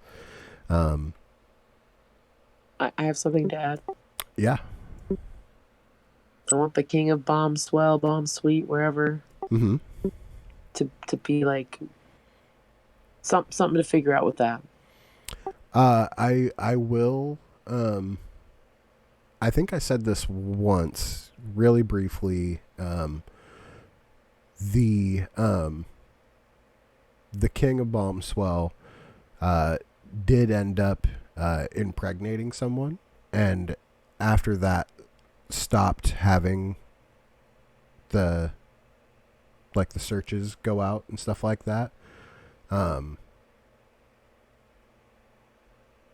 Yeah, that is a thing that happened. Whether or not it started up again or whatever, I didn't ever say anything or have a plan for that or anything. It was just kind of brushed over when I said it, so I didn't really dive too further into it. The other thing I was going to say, since you brought it up already, is find out who the witch is from the witch's maze. I think that could be a cool, like, since that was so, like, impactful with, like, everything, maybe that could be a cool, like, one-shot thing that we go back and do. Sure. I will definitely add that to my list here. We should have a channel in Discord for just like ideas, like for one shots. I don't know. Yeah, I'm down. Cool. Yeah, I mean, if you guys bring it up, I will definitely make it work. Yeah, basically what my plan is if we ever have a weekend where somebody can't make it, we'll kind of pull these characters out and just run a little something without having to have anybody miss the the main story and of what's going on with this new campaign. If that's it for now, I'm going to just kind of raise this up and say cheers. Can we have a break now then too, and then come back? Sure, we'll take a 5-minute break so everybody can get something to cheers me with, and hit a bowl or whatever it is that you want to do. So yeah, we'll be back in 5 minutes, and we're gonna cheers to the end of our first campaign, and we will officially move on to session 0 of campaign 2. Can't wait for my second level 20 character. I just want to go out there on a limb and say I'm not being more happy that we hit 20, more of a loss. Like I felt like my character died when reacting to that last week. And now that we've like kind of come back and talked it over and been able to like share and like maybe be able to play it differently, I have a different feeling of like, yeah, we got level 20. I just didn't think we were gonna get to play level 20, so Crash just wants to be a wizard now. And there's like Beautiful. different things to it. So I didn't mean to take away from it, but that's my reaction. That's what you got. In my opinion, even it would have been great as the DM if everybody was like, "Yeah, we did it! Yeah, woohoo!" But the fact that you felt something, whether it be anger, frustration, disappointment, like what, happy, whatever it was, if you guys felt something, then I'm doing my job as a DM. That's kind of my thoughts and opinion on the subject. Like if you guys were just like, oh, yep, okay, that's it, cool, that's it's like, oh man, I don't feel good about that. But the fact that there was Twitch chat's agreeing, like the strong emotional response is what makes a good campaign, and I felt like that is something that we achieved. I really do like all of your characters, from top to the bottom, from Dash to Roland to Zula to Farius to Aaron and Karas, and even Frode and Macariel, the who doesn't play with us anymore, but the campaign wouldn't be the same without them as well. Djinn? Djinn, yeah. Spider Cave? Yeah, the Spider Cave. That we didn't even talk about that. That she might be alive. She is we don't want to not. wrap it up. It's fine. She's dead. It's gone. I'm never going back. Yeah. Yeah, we're going to take a break, 5 minutes. We'll be right back, and then I'm going to make a toast, and we will officially move on. If you're watching on Twitch, thank you for everything. Thank you for following. Thank you for watching. Thank you for hanging out. You guys make this awesome, too. So thank you. And we will we'll be right back.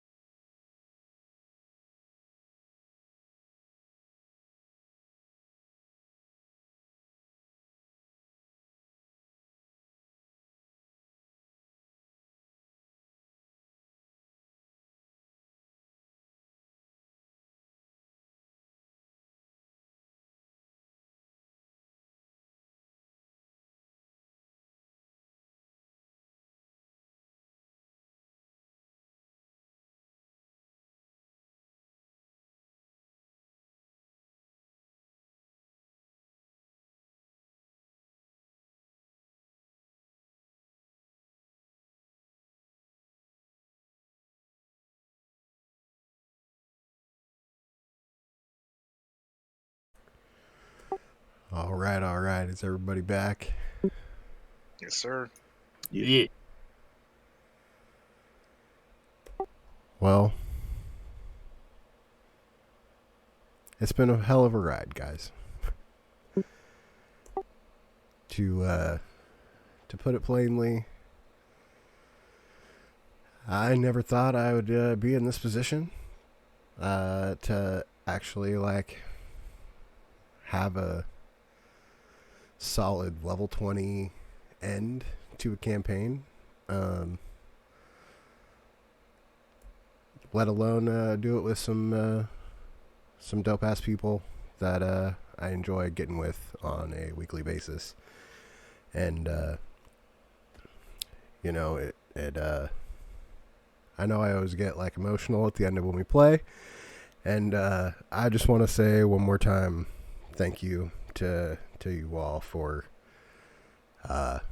joining me on this this set of lucrative quests. So Thank you. it is Yeah, thank you, Andy. it is my honor and pleasure to say cheers to our first campaign and on to the next. So cheers, everybody. Cheers. Cheers.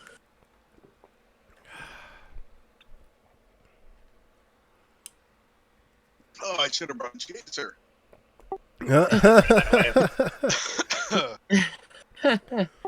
Shout out to Coke Zero.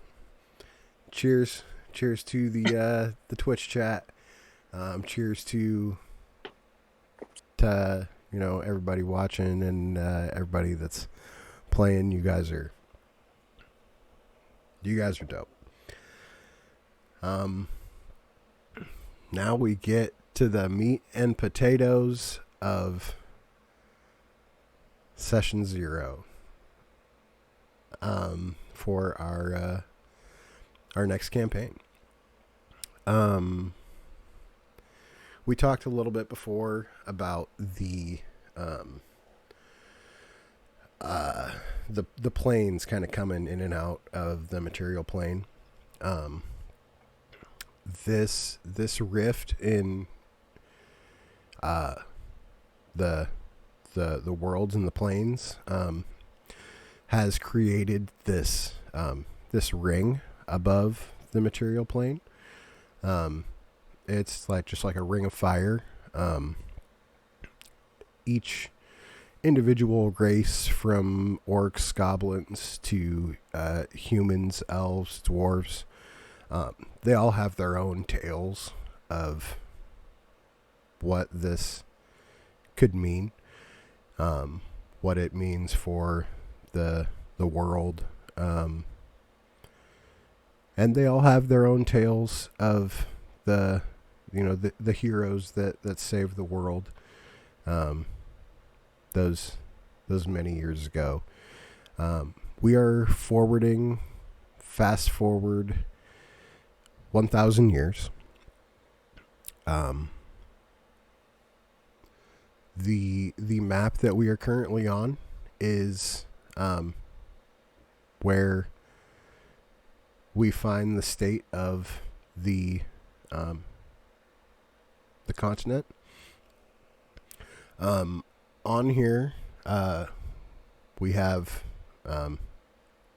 what is currently known as the sovereign states, with the exception of there is the Demon Wastes, the Shadow Marches, and Draw'em, which the Shadow Marches and the Demon Wastes have no official government, while Draw'em has declared itself a nation, but is yet to be recognized by the others, including like the Dragon Marked and things like that. On here we have Onder, Breland, Karnath, and Thrain. Those are the major countries. That is where most people live and are from.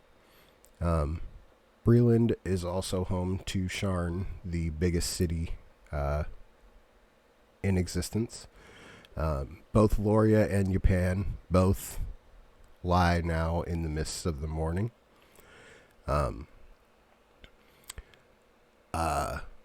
Onder lies where Elwood once was. Breland is in Kozart. The mists of the morning was like northern Olivine and Umar, which was where the creator of creation, Loria and Japan were.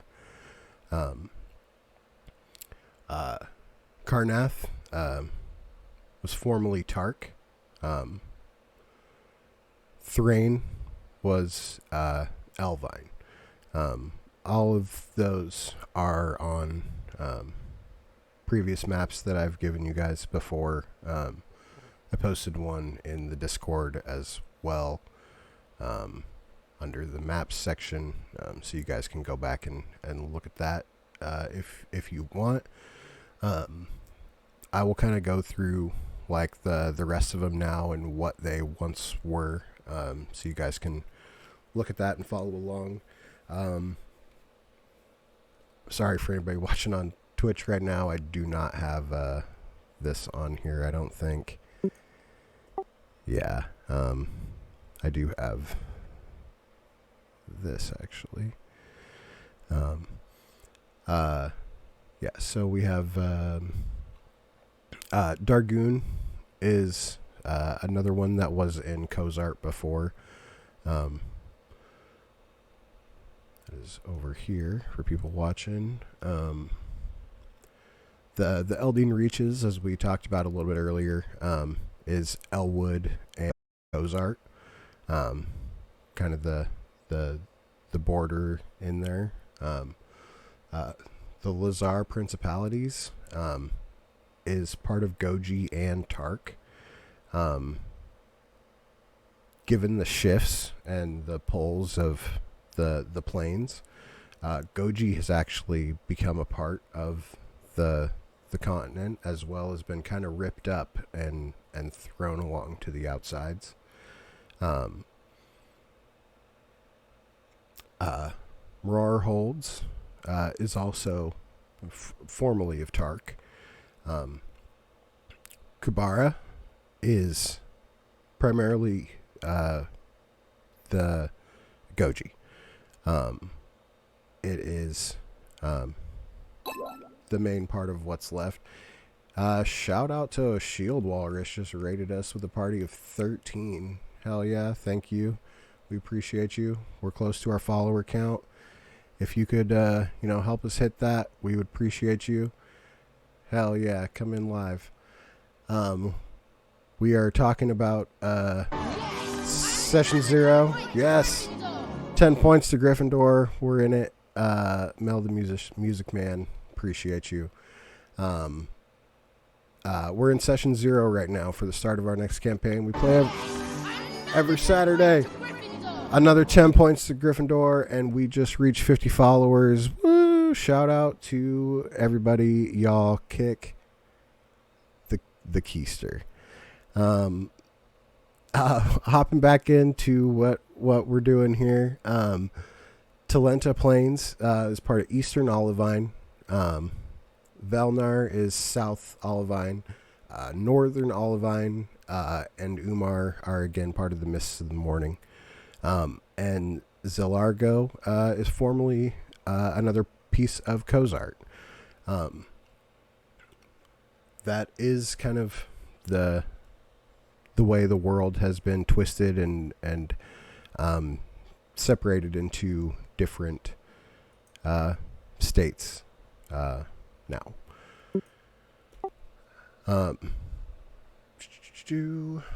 We have the last major event leading into this next campaign is the Last War. so called because Umbar believed that the war was over when everybody would grow tired of war. Coincidentally, the last war ended on the 11th day of Aerith, which is like the 11th of November. It refers to a series of conflicts in Umbar over 102 years that began with a dispute over the throne and the ruling of the nations. 2 years prior to the end of the last war, the nation of Umar was destroyed along with parts of Olivine in an incident known as the Day of Mourning. It had a similar effect to the atom bombings that ended World War II.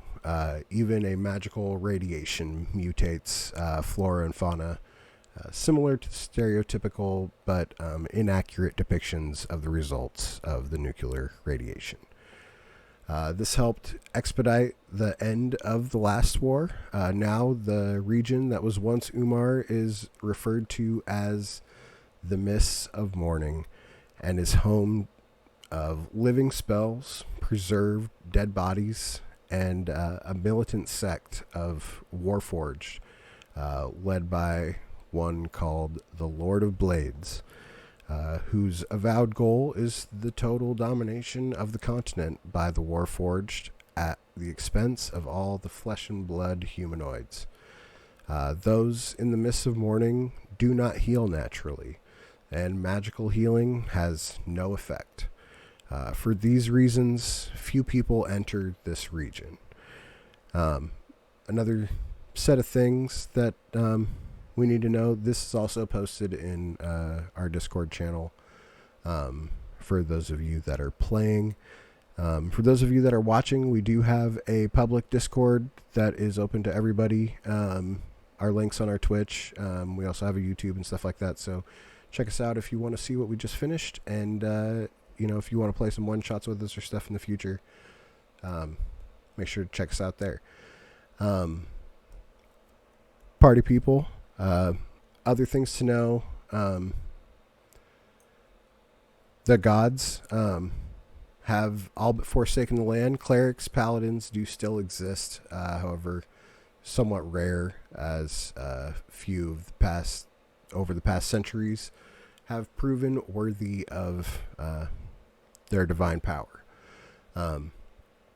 There's also dragon mark dynasties that have came into existence. The great dragon mark families are the barons of industry and commerce throughout Umbar and beyond. Their influence transcends political politics, and they remain mostly neutral during the last war. Not technically citizens of any nation, the matriarchs and patriarchs of each house live in splendor within their enclaves and imperiums located throughout Umbar. These dynastic houses of commerce derive their power from dragon marks, which are hereditary arcane sigils that manifest on certain individuals within the family, granting them limited but useful magical abilities associated with the trade guilds each family controls. The war is over. The last war, it's done. And the nations of Umbar now try to build a new age of peace and prosperity. Ancient threats linger, however, and the world needs heroes to take up the cause. Nations compete on many levels over economic dominance, political influence, territory, magic power, and more, each looking to maintain or improve its status by any means short of an all-out war. Dragon-marked houses, churches, both pure and corrupt, crime lords, monster gangs, psionic spies, arcane universities, secret societies, sinister masterminds, dragons, and a multitude of organizations and factions join in the struggle for power and position in the aftermath of the last war.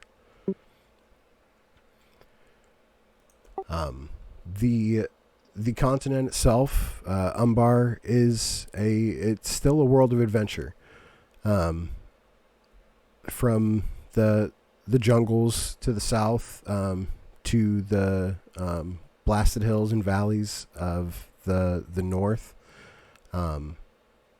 it's still fairly uncharted for the most part, especially given the constant change. Most people kind of tend to stay around other people because that's what's safest. There are still dinosaurs, just for anybody wondering. Good. Yes, there are still dinosaurs. They roam the Talentia Plains. There's technology throughout Umbar now, developed by the advances of science through magic. Not through the advance of science, but the mastery of magic. The widespread use of magic pervades life in the cities and towns. Airships and rail transports make rapid travel across the continent possible. A working class of minor mages called mage rights use spells to provide energy and other necessities. Advances in magic item creation have led to everything from self-propelled farming implements to sentient, free-willed beings created in artificers' forges. Those are known as Warforged. With the aid of let's rewind that for a second. With the aid of rare crystals called dragon shards, dragon marks can be made more powerful, elementals can be controlled and harnessed, and magic items can be crafted and shaped. In addition to the common races that we normally find walking around your standard like player's handbook races, Changelings, Kalastar, Shifters, and Warforge roam the lands.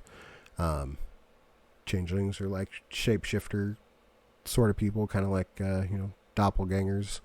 Kalastar are planar entities merged with human hosts, giving them telepathic abilities. Shifters developed from the mixing of humans and lycanthropes, a union that grants them limited bestial abilities and feral instincts. The Warforged are again like a constructed race created during the last war, seeking to find its place in a post-war world. Mortal creatures of the continent and the world in general are products of culture and circumstance, rather than the direct influence of gods and alignments. As a result, you can't assume that if you meet a gold dragon, he's going to be a good guy, or that a beholder isn't just going to be a total nerd and end up being like your best friend on the block. Only in the case of like celestials and fiends, and certain other creatures whose identity and worldview are shaped by magic, alignments kind of like just like in the first campaign when you guys ran into the goblins for the first time, you guys were kind of like, hey, are these goblins like bad? Kind of like that, like no, they're not inherently evil just because they're goblins. They have their own history and stuff like that. Same with everybody else. And no one is inherently evil unless, they come in from a place born of evil. What about kobolds? Kobolds seem sus. They are sus, but that doesn't make them evil. I don't know what you're talking about. That's me either. Disguise kit. The Treaty of Thronehold is something that officially ended the last war. The treaty recognized the following nations as sovereign states that we went over before. Again, they're Onder, Breland, Dargoon, the Elden Reaches, Karnath, the Lazar Principalities, the Moorholds, Kibara, the Talentia Plains, Thrain, Velnar, and Zilargo, These nations abide by a common set of laws and maintain diplomatic relations. The Demon Wastes and Shadow Marches, again, have no unified government, and recently Dram has declared itself a nation, but has yet to be recognized by the treaty nations. The five nations, the ones I discussed earlier that are most important or the most relevant, Breland, Ondare, Thrain, Karnath. There was also Umar before, but Umar is no more under the mist of the Mourning. But they were built on a magical foundation started by the Mages Council. To them, magic is a form of science which can be studied and taught. Nevertheless, few people possess the skill required to become a wizard or an artificer. And high-level magic remains pretty rare. Resurrection and teleportation aren't part of everyday life, but citizens harness lesser effects and use them for common good. Artisans known as Magerites provide much of this magic. Compared to a wizard or an artificer, a Magerite's knowledge of magic is narrow. A locksmith might master the arcane lock and knock spells to supplement the use of physical tools. A Magerite healer could cast lesser restoration and cure wounds in addition to using healer's kits and the medicine skill. A Magerite's casting is also slow and expensive. They typically cast their spells as rituals. They are artisans, not adventurers.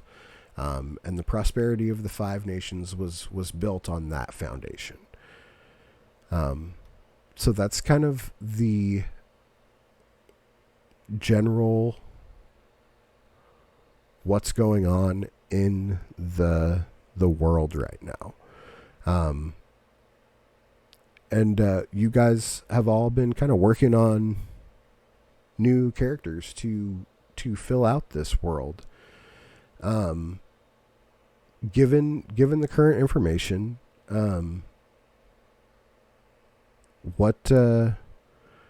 how are we feeling? I know it's a big dump, but at the same time, we got to get your head in there somehow. As to what's going on.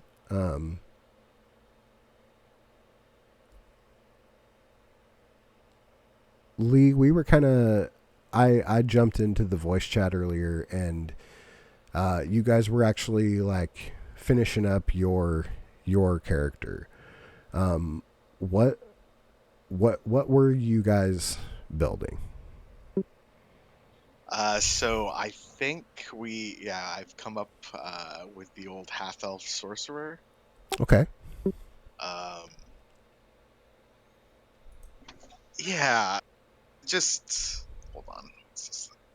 You changed. I did. Yeah, at the last second, I was driven to the dark side and switched to a caster. Bards are casters too. Okay. Yeah. Driven's a strong word. Well, no. It just it made a lot more sense, kind of like for the story. So I went Soul Divine, and Chat, how you guys doing out kind of there? making it so. I mean, I'm not just gonna. Yeah, just I'm a descendant of Zula. Yes. So he is kind of my power, my connection. Okay. So, how old are you? Pretty young, I think. Okay. I was kind of thinking like early 20s. So I'd say like I was just getting out of like my teenage years, kind of as the war was ending. Yeah. Okay. The Mourning was 4 years ago. The war ended 2 years ago. So, that's kind of where we're at timeline-wise right now. Yeah, so mid-20s, kind of just discovered myself. Sure. I think it makes sense, right? Allie, you are looking at another elderly woman, are you not? You're gonna go low and say Theme. other like I chose one. Okay, She so loves it. yeah, actually, I'm looking at doing, and this kind of plays back into the last campaign a little bit, and like how this can actually work because like the last campaign, Crass has ended up being like 58. But somehow, I don't know how I want to make this work, but I do want to play an elderly druid woman, and I want her to be, her name is Innis. Innis, yeah. Let me go back to what I actually named her. Her name is, hold on, it's loading. Innis Nolani, and she is gonna be like 73, and yeah, she's gonna be old. But I actually want her to be like some sort of descendant of Karas. So it doesn't have to go that way, but I kind of want to be able to tie that in a weird way. Like again, I said this like whole feeling of like a character death. I didn't have a character death. We just ended a Sure. campaign. But like how I want to try and tie in playing like a druid, I don't She's want in to us to win this, is what Twitch chat's saying. say. Yep. That's brilliant. Um, yeah, I want to tie it in with what I like to play. And so I want to do druid in multi-class here, but and tie it into how Crass is or was. Sure. So as someone who was Caress as well, Caress gonna have to figure out a way to get young so she can get freaky with somebody and have a baby if you wanna. So Yeah. I wanted yeah, I wanted to be like Innis, daughter of something, daughter of something like that. Where like You there's want this a title name? yeah, but there's Yeah. this legacy that Crass obviously has left. She's doing everything. And so somehow or another that this character has evolved, left an imprint in a world that's now 1,000 years later. I don't know what that or how that looks like. It could be son of, forever. Yeah, sure. I mean, well, But Caress is just a human, so she's like, 58. yeah. But I mean, this being 1,000 years later, like that is at the very, very, very least 10 generations. Yeah. So But yeah. I wanted to name that something. Unless, you're like some sort of character that, in the middle of that, your natural lifespan is an elf and you're fucking 700 years old and like, which would, I don't know, we'll have to play with it. But yeah, I want to be I'm an elderly woman, like 70s. I said 73. 3 is my favorite number. I just went with it. It's not set, but yeah, I'm gonna play an elderly druid woman who has this like inner, like she's good, primarily good. Nature is harsh, but like succeeded and strived through wanting to be peaceful, but knowing that like finding food and surviving and being, she's a part of a conclave of people that she's had this way of life, and she has this inner kind of like the mean old person I kind of want to do, Sure. that will come out, but she doesn't want it to, but it will. Yeah, I don't know what your question was. I'm just kind of talking about her. No, that's all. That's what I wanted. Yeah, you just dove in there. Being a descendant of Caress, do you think you'd be coming more from like the Kubara region, like where there's like forests and things, plenty of that's where the cherry blossoms are, like do we want to be from that general area, or? Yeah, I mean, I was gonna ask about that, like looking at things, and naturally, I was going to like the green. Sure. Like I was gonna ask about Zalargo. Is that how you say it? Yeah. Is that a jungle? No. Okay. No, I'm fine to no. keep it south where it would like match with where Goji was. Yeah. Yeah, let's go with that. I was going to talk about a little bit with the background that I chose, kind of where this conclave is from, and how to tie that in here because it matches with like Ravnica and stuff. But I don't know lore of things like that. Sure. So how we match that and like retailor it to this campaign and the last campaign, since I'm trying to kind of tailor it that way. Yeah. Sure. Yeah, I could say that. How do you say Kular? Kubara. Kabara. Oh, that's a B. Yeah. Yeah. Kubara. Okay. Andrew, you were Aaron before. What are we coming into this new world with? I'm going to be a Tabaxi rogue. Okay. Named Noon. Noon. Which isn't his full name, but we'll see who gets to know his actual name. Standard. Yes. Which is common for Tabaxi. Tabaxi don't share their clan name with just anybody or everybody. That's true.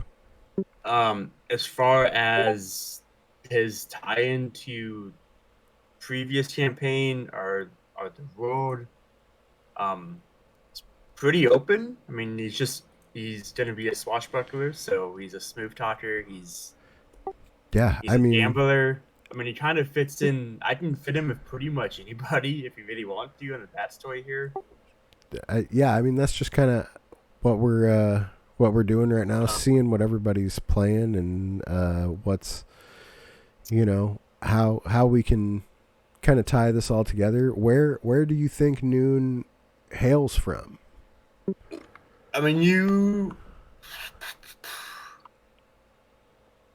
I'll leave that open to. Like I said, I didn't fit in with kind of anybody's story. Like, Travis and I have spent a lot of time kind of talking, and our characters have similar, like, behavior patterns. I mean, that's a strong word. Con is that's harsh, okay? We get by. We bend the truth. Yeah, exactly. So, depending on what he wants to do, I could definitely see our characters kind of mesh really well together. So I'm assuming some sort of traveling, roaming thing. I mean, Tabaxi, I believe, a fairly nomadic. I don't know how hard and fast that is, but yeah, I think they kind of roam around. There's definitely means to be like drifter sorts. In this world. Travis, what are you playing? What is this? I would say one thing. Yeah. Noon did hear about the world's greatest road before, and he wants to become him. That is fair. And I'm going to officially swap my name over after 2 years? And it feels kind of weird. That's fair. I just did the same. Travis, your character and Andrew's character are kind of one and you guys know each other. Is that what I'm getting out of that? Yeah, from what we discussed, I think we've run into each other. Maybe not started off knowing each other. Sure. But, definitely in our travels, in our schemes, have definitely crossed paths and decided to stick it out. What was the first thing that you saw Noon do that you were like, yeah, I see you? I would say it's not necessarily to somebody else, but I would say he definitely swindled me. Yeah. Okay. It was a fair deal, okay? What Andrew, what did you get out of the swindle? Oh boy. Yes, tell us. Man, after I transitioned into this totally different like concept now. Or anything. Oh, okay. This actually kind of made some sense. So, There's Noon going to be has some trust issues. pretty high charisma, pretty good at talking. Sure. I would say, well, it would be up to, well, actually, Travis, why don't you tell us what your name is? Mm.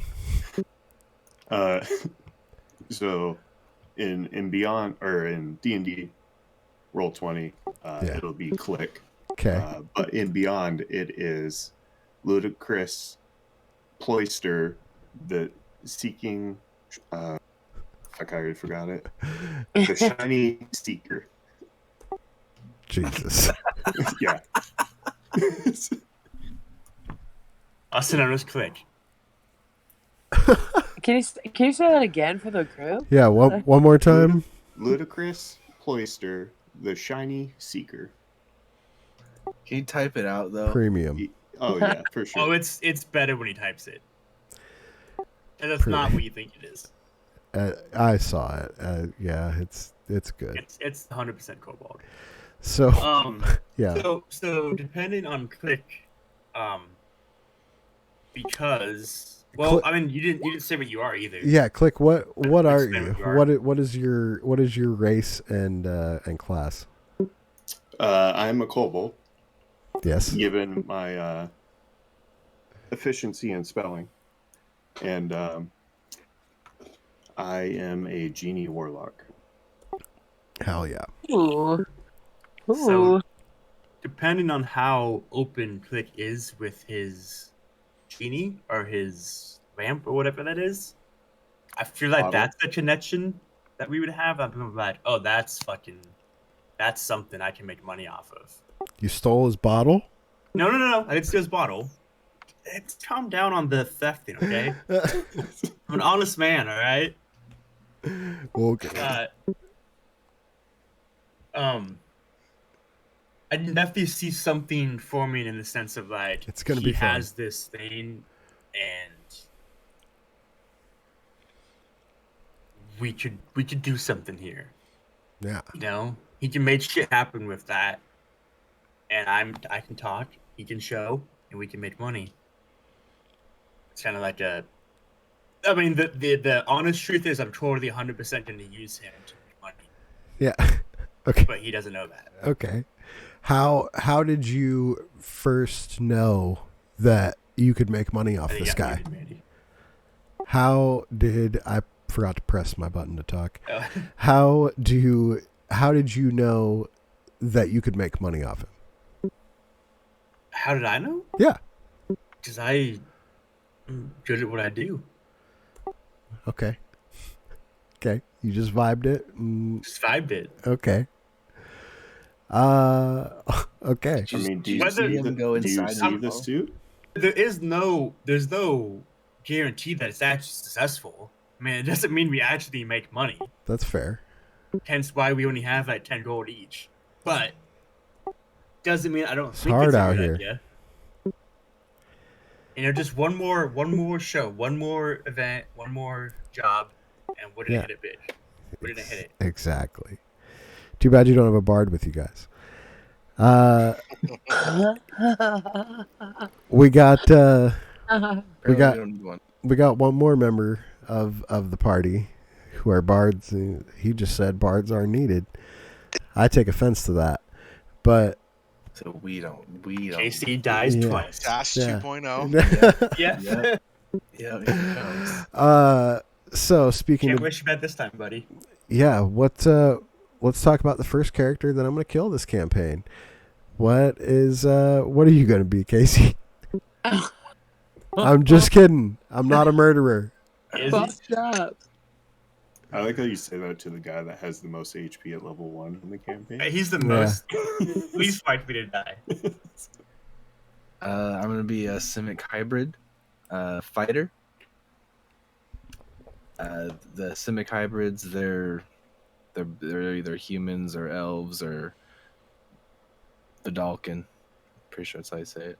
Yeah. And I chose an elf, so I look like an elf, but my skin is really, really blue. My eyes are really, really bright. And I have red markings all over my body. Yeah, you were like you were experimented on, were you not? Yeah, they're Yeah. magic experiments. According to the book, it's Yeah. they're trying to create a super species. Yeah. Yeah. And so at level 1 you get an enhancement. Which one did you shake? Nimble climber. I'll be able to climb up things. The nimble with my climber. walking speed. Perfect. That kind of sounds terrifying. It you know I'm Just here this for blue it. elf just climbing up a wall, kind of like a lizard. Just Yeah, it's gonna be dope. It's Well, if yeah. you guys wanted to check into the Twitch stream on Wednesdays at 4 p.m. Pacific time, you can see another warlock that does something like that. Nice plug. That's actually funny. We so that's kind of the characters we're gonna be messing around with here. The way I'm picturing Noon and Click is they're like catching the train like from one place to the next, like kind of vagabond life, going around trying to make a quick buck here or there. Yeah, I'll say most people don't see me twice. Yeah, that's Absolutely. That's fair. We have one character that's kind of from the northern area, the Eldine Reaches. Am I right in assuming that's where Tannen's from, Lee? yeah. Yeah. Okay. And then we have Inish. Is that Inish? Yeah. Innis? Innis. Oh, it says Inish on your name. No. On Roll20, it says INNISH.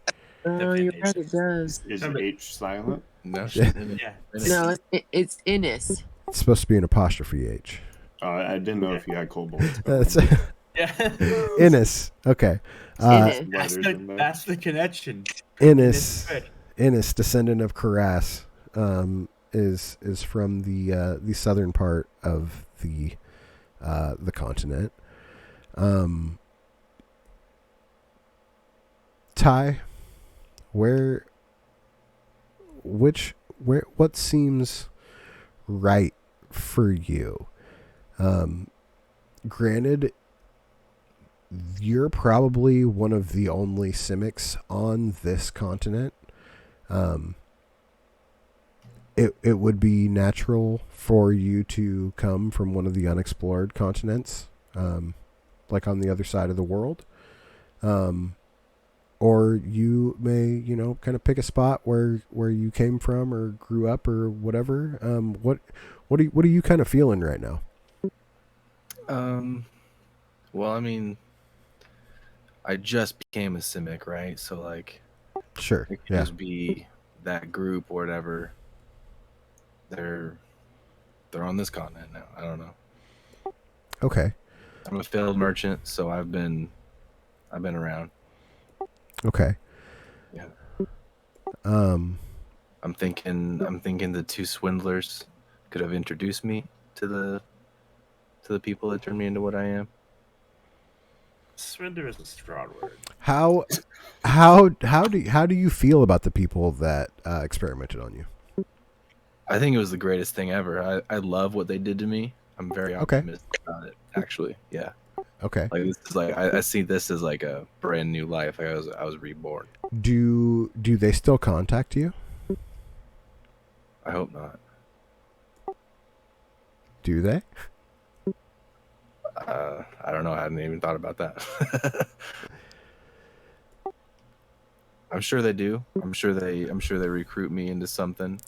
They You- keep in contact with me. I'm like, if I'm one of the only ones, they're definitely gonna keep tabs on me. Yeah, there's definitely not a nation of Simics around here. Let's Well, it wouldn't have to be Simic, just it could be a group Sure. of regular people. what if the people that experimented on you finished their experimentation on you as you came to this continent, where they are hoping to look for more people to experiment on and expand. Okay, I like that. Are they using me to do that, Uh, or are they just kind of like seeing what I do?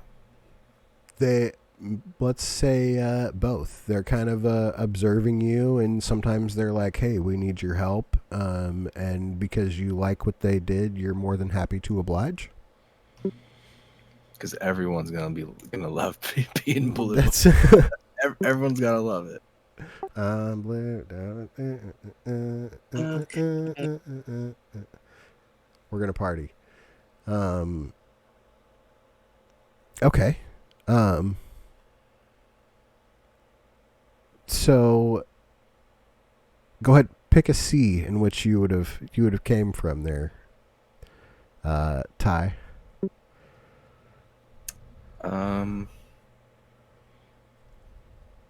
Thunder Sea sounds dangerous. I came from that place. Thunder Sea. Perfect. Then let's say that you you came into port at Kibara. That would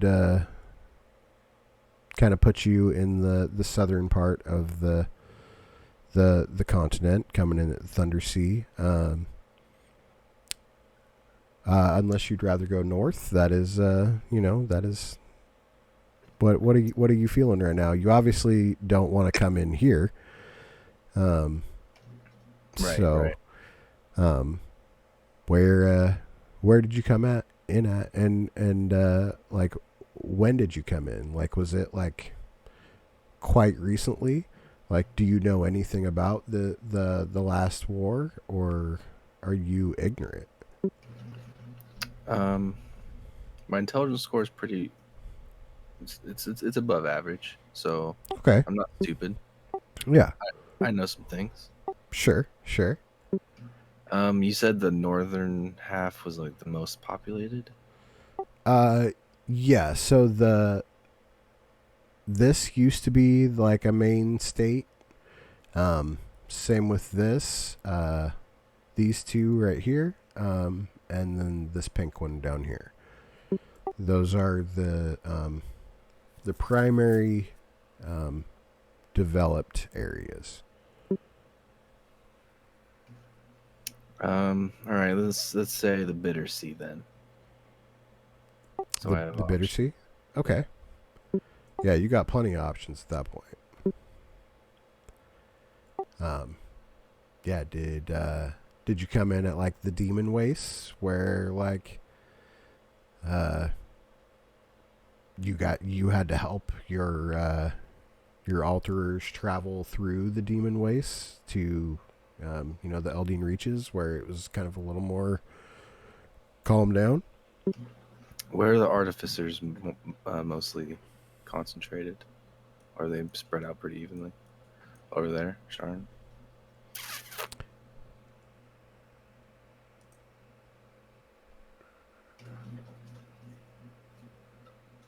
Let's say came into Onder Okay. and somehow made it over here. Okay. Maybe I passed through Thrain as well. I don't know. Okay.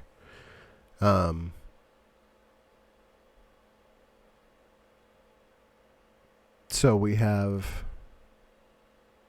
Are you like heading to Sharn then?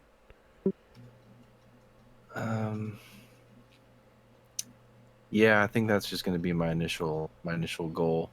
I heard about these artificers. Sure. I'm sure they could help me with my problems and my failed merchant. That's valid. Uh so Innis, what are you doing down there? Like, you're 73 years old. What have you been doing for these past 73 years?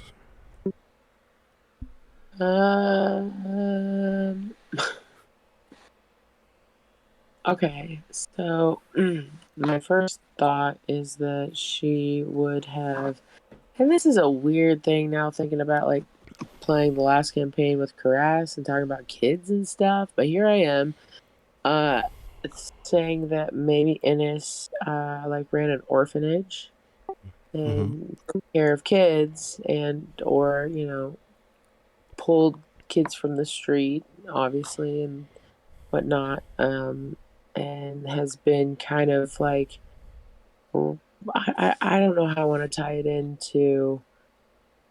I just found out where she's from tonight, and then Sure. I mean, this is session 0. That's why we're talking about all this, so we can kind of get it put together and see I mean, what it is, you know? I honestly don't have that much of a backstory other than that's kind of my thought. I wanted her to just seek and live from land and be kind of on the poorer end of things, and I thought it'd be Sure. kind of cool that there was like like a good berry bush, and she like literally kept everybody alive by putting a good berry in their food every day. In their oatmeal in the morning, just And one hit, whatever that was, they had nourishment for everybody- the whole day. Yeah, like Yeah. that's but like spinning it on like taking care of the future in the best way that she could and knew how Sure. to do. I don't know if I want to make it so like some way or shape she like left the conclave and that was then the orphanage she made, or if I wanted to make the orphanage within the conclave. I kind of feel like separating it and having like a something that's turmoil-ish with that she wants to amend. Not like Sure. she did anything, but I don't know how to want to tie that in, but I will say that druids, you're a druid, right? Yeah. yeah. Yeah. So druids do have a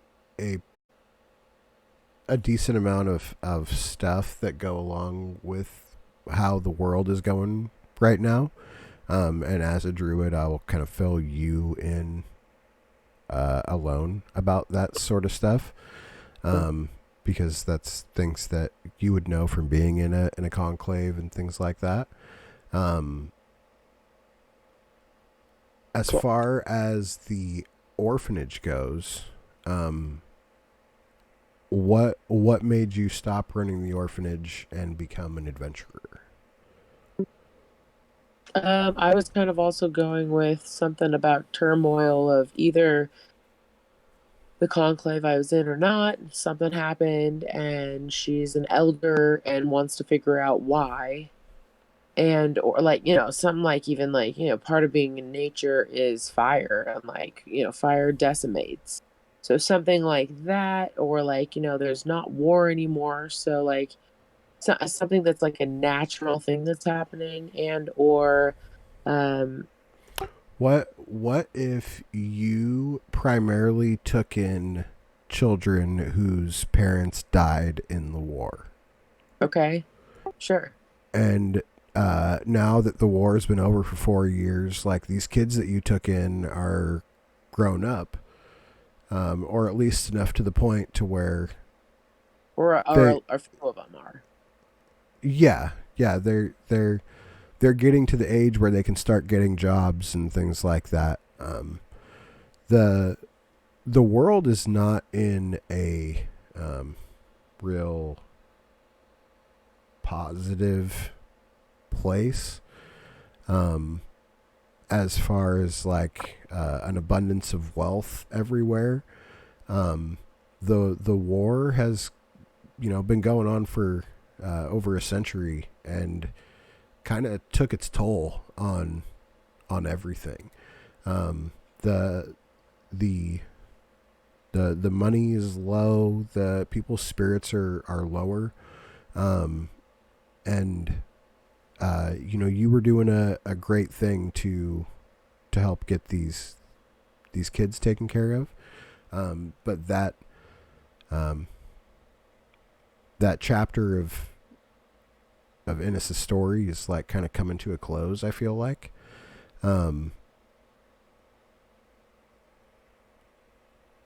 Yeah, I want to say like she has some sort of inner rage, like she has. Yeah, descendant of Karas. I get it. Well, okay, so I mean, can we talk about like where we want to go with it, or should we just kind of leave that for another time? I mean, that really, as long as we're kind of getting everybody's thoughts on what their character is and what's going on here. I mean, as of right now, we're kind of spread all throughout the entire continent. Right. So, I mean, no, it's nothing to apologize about. No, I said right. Oh, I said sorry. Nope. Yep. No, don't apologize or nothing. But we got to figure out a way for all of us to kind of work our way into the same general place. We all buy a train ticket to Sharn. Travis and I were already kind of talking on Discord, like with Todd going to Sharn and Sharn being the biggest place. I mean, that's kind of a mark, right? Seems like we'd be heading to Sharn too. That's where the money is. That's I mean that's fair. That would, and with Todd, I mean, that dude probably made us some money, you know. That's Pull him aside. It's kind of weird looking, you know. Tickets to the freak show. Got it. Do some tricks, you know.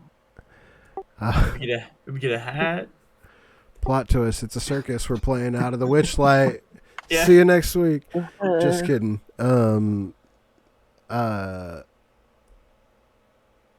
Okay. I was also thinking like roll for it. I believe him. Yeah. I got +7 persuasion already, buddy. Level 1. I was also thinking like the orphanage thing. You know, the cliche is, you know, orphanage kids do bad shit.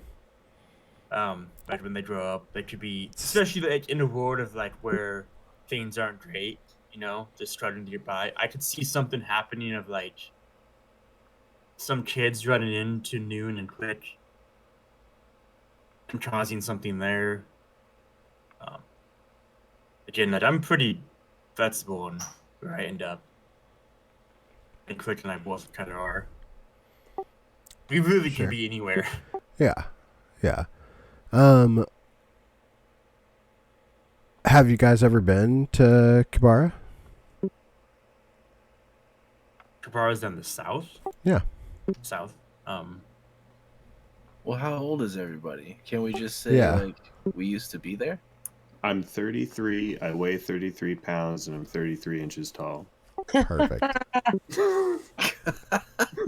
3 is my favorite number, so I like you. Awesome. Wonderful. I'm 30. Noon's late 30s. I'm 73. And Tannen's how old? I was like 25. Okay, so Tannen's the baby of the group. Yep. Okay. So Fines. how did the war affect you guys? So bad I left the continent. Well, I mean, you would have came from a different continent to this continent.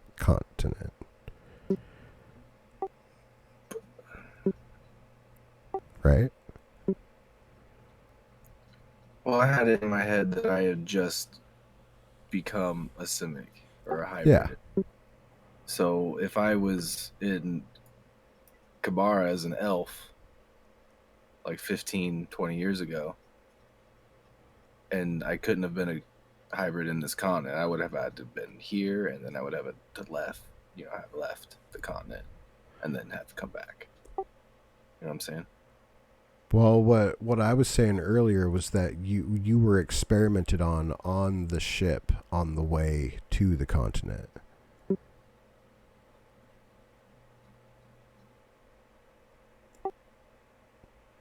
Does that not work? To the other one or back here? No, like you're from a separate continent that, let's say, a continent of elves. Like that's where their origin is. And we're came here to while getting experimented on, and landed here a fresh new man. Well, I was talking about the scenario that each and every one of us, all the players, had been at the orphanage 15 to 20 years ago. Oh. If you want everyone to know each other, like everyone, that's an option. I mean, that's completely up to you guys. I felt some pushback when that was originally brought up, so I thought that was not going to be a thing. I think the orphanage idea, that whole conversation was like, it gets kind of weird, like if everybody because it's kind of depressing as a backstory. Well, one, it's depressing as a backstory, but two, like, why would a divine soul human or half elf and then a Tabassi and a kobold and an elf being an orphanage? Sounds like a pet shelter. Yeah, I mean, like, could we do it? Yeah, but it's like, okay. And then, Tannen's like 3. What if like someone's parents was in the orphanage or something like that, or like, I don't know, because the orphanage would be from a certain spot where you guys are all not from, so that's also hard. I mean, Newton and I, when we were talking about this throughout the week, as I was trying to build my character and everything, like the orphanage seemed like a decent, like, central point, but rather than like Newton and myself being from it, like we ran in contact with it or whatever, and like some of our schemes is to also like feed back into the orphanage, like the Robin Hood type. Yeah. I kind of like from the rich and support the orphanage. Yeah, I kind of like that. All right, that works. Yeah, we kind of had the idea of like, I mean, there's a ton of things you can go there. Like one of them was that, I'd obviously not trying to like write a story or anything like that. Like what Randy wants to get into, but like you could easily get into stuff like where we're trying to help the orphanage and the shenanigans that we causes problems for the orphanage. Mm-hmm. So then we all got to like a sense of trying to help out, to put into it. I was just thinking the other thing too, like I just said, sometimes kids from orphanages do bad things. Like I had to come put shit out and like. Maybe there's even like a whole like just fucking, what's the word, like a group of like thieves that run from the orphanage, or they're like associated with the orphanage in some way, and like we're part of that same thieves group, so that we're connected through there. There's a ton of ways we could. I mean, I could definitely be connected to an orphanage, just based on like my bond of owing everything to my mentor, who's possibly rotting in a jail somewhere. Like maybe he had ties to the orphanage. I'm just like picking up where he left off while he's unable. Just you do something like that somebody ran the orphanage. Does you always hear like of the like thieves using kids, right? Like fucking Game of Thrones, right? All his little birds or whatever you called them. Yeah, Eyes of the City and stuff like that. You can have like the orphanage was owned or ran by some other person who's not there anymore, and then Innis is keeping it going in their stead or whatever. Or Innis is a thief all along. Whatever. I kind of was dabbling with like level 1 rogue multi-class. Got it. What's your search? I was kind of trying to dabble you knew him, so how this old lady could be like really trying to portray good, but because it's not easy, has to be kind of condescending in like how, like when you guys were talking about trying to be, I don't want to say you're going like evil with it, but like trying to tie that in that she's like, like I gotta meet ends meet. I gotta keep these kids. Like she really has this outer look of wanting to do good, but can't do it by herself and be kind of like conniving in how she gets it. But like you guys are also conniving how you get it and you're trying to help me, but I actually help you in a different way. Like something that pulls us in that she can kind of be like, I don't know, kind of like pulled. She's trying to do good. She's here. She's old as hell. And like this is what she does, but in order to make ends meet, it's kind of shady. I mean, Yeah, it's like you don't really care where the coin comes from as long Yeah. as the coin Yeah. shows up. Yeah.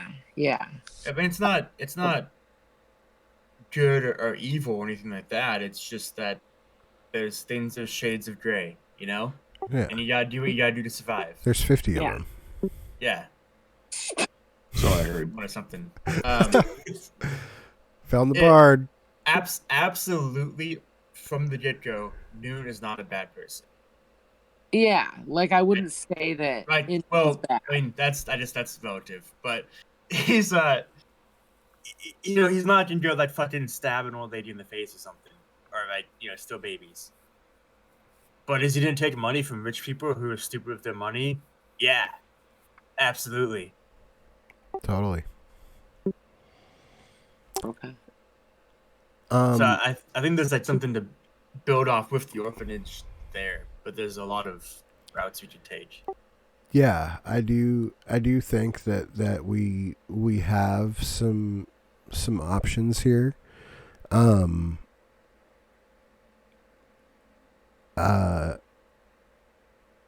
Tannen, like, can you think of something that maybe you would be leaving the Eldine Reaches to somewhere else, like to pilgrimage for something? Like, is there something that some monument to Zula, or like something that maybe you would pilgrimage to? I was kind of thinking about taking it the opposite direction. Oh, okay. And, I was thinking because of like the nuke and everything and just the utter destruction, it would like kind of break my beliefs. Ooh, okay.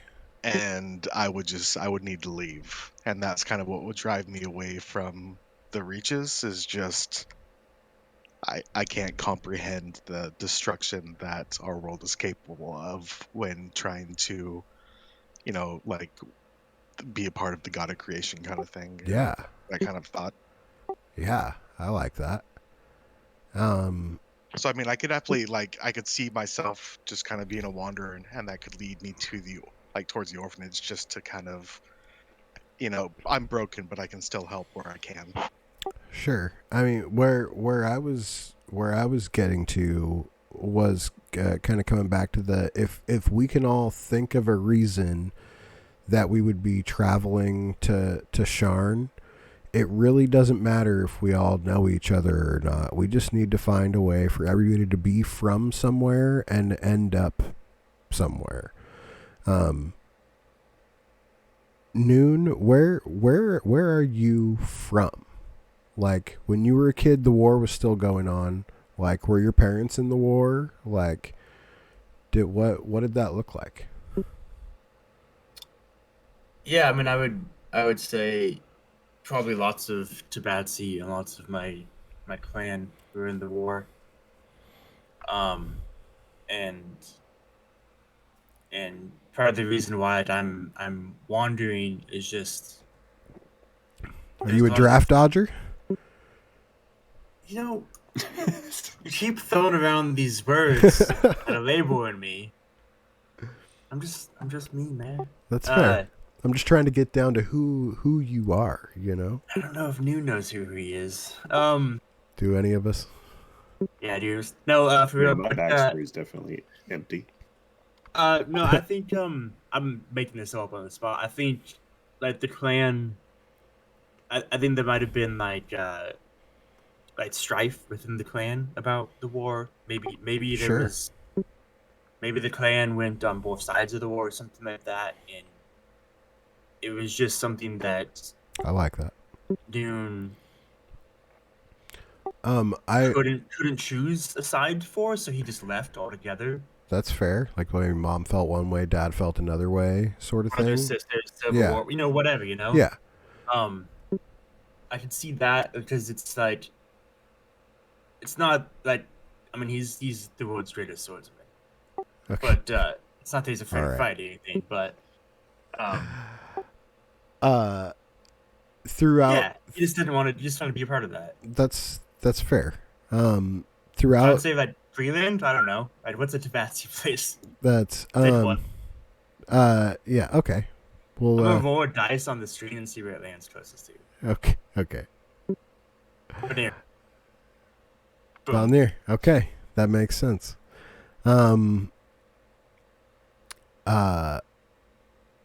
Click. What about you? Like where do you hail from originally? Where were you born at?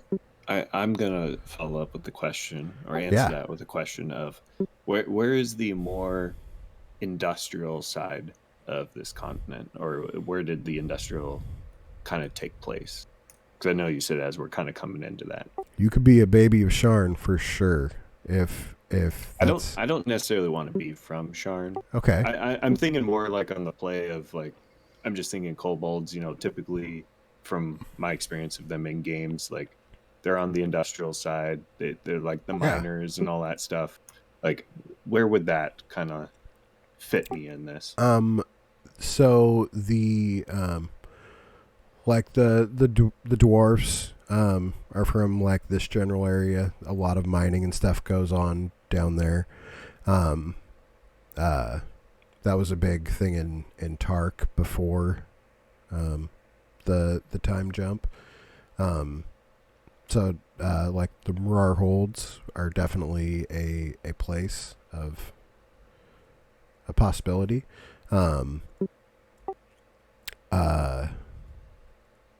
There is also like Drom, Breland, Zilargo, Dargoon. Those were all parts of Kozart, which we didn't really explore any of in the last campaign.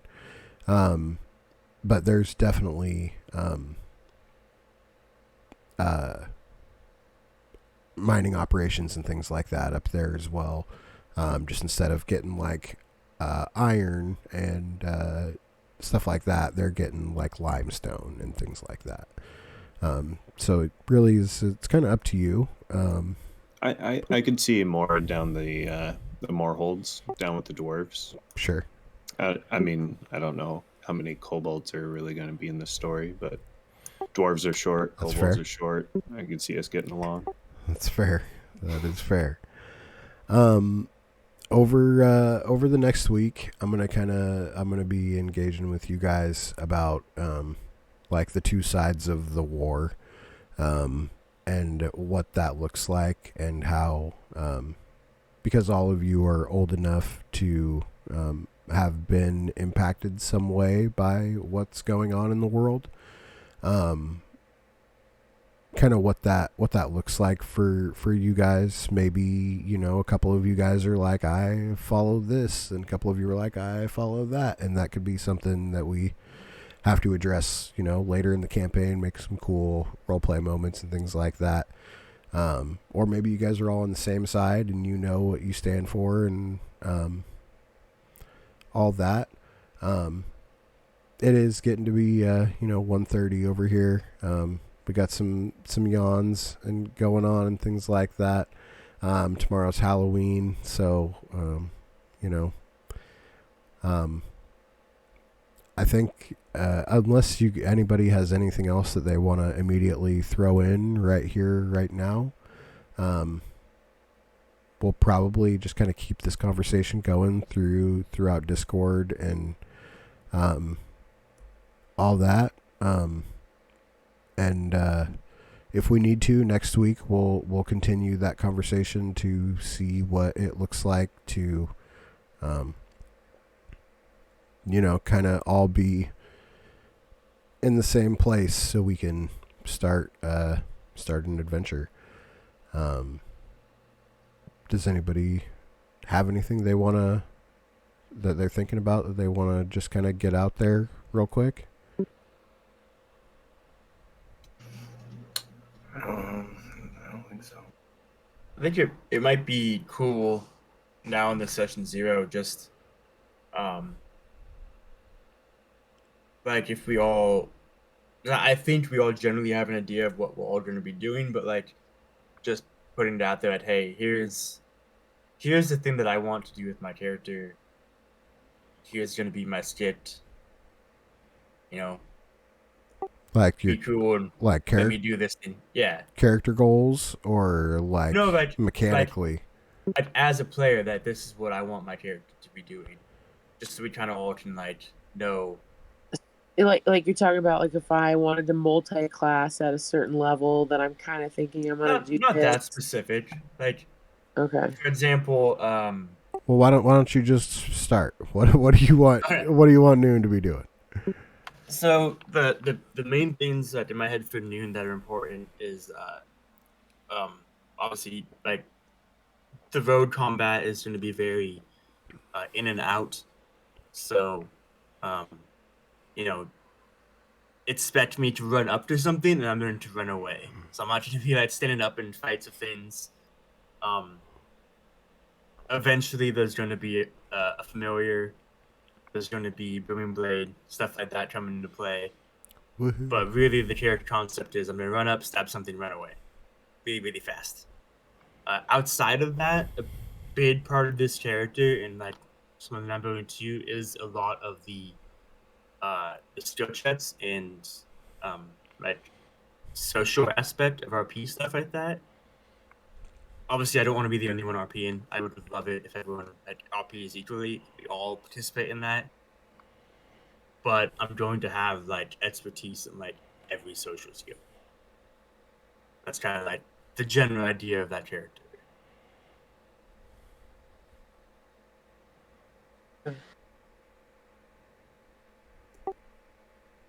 Okay. If that helps if anybody. Or like, yeah. I won't be stealthy though. Like I'll be decently stealthy, but that would not be his primary focus. Yeah, you're not that kind of rogue. No, I can lockpick, but that's about it. If you need athletics for anything, I'm your dude.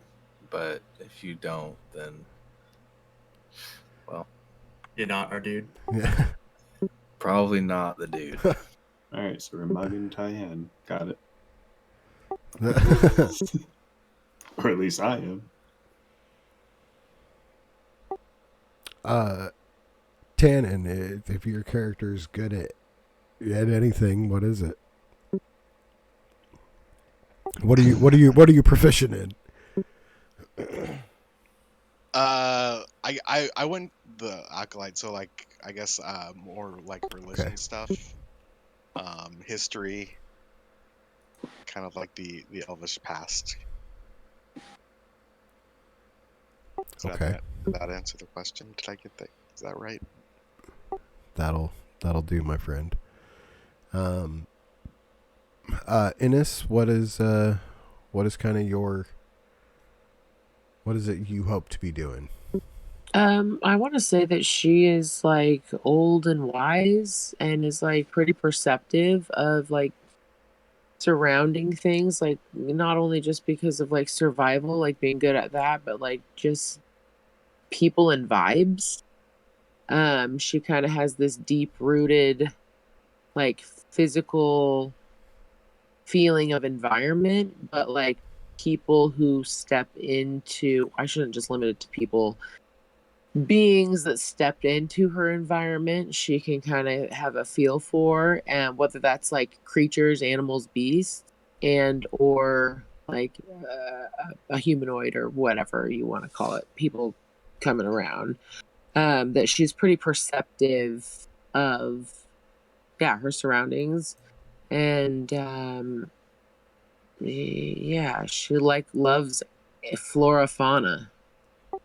It's valid. She kind of a hippie lady. I don't mean to put anything on Innes, but in my head, I kind of view Innes already as like the leader of the party. Yeah, It's the but one she's that like whips us into shape, you know.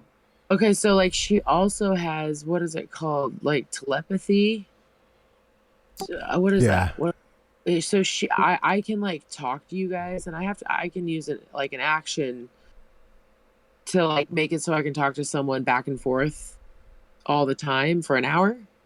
But I can do that at any time. So I feel like she's also like this wisdom voice inside your head that can be like, I need you here, or like, like being directive, but like not charismatic.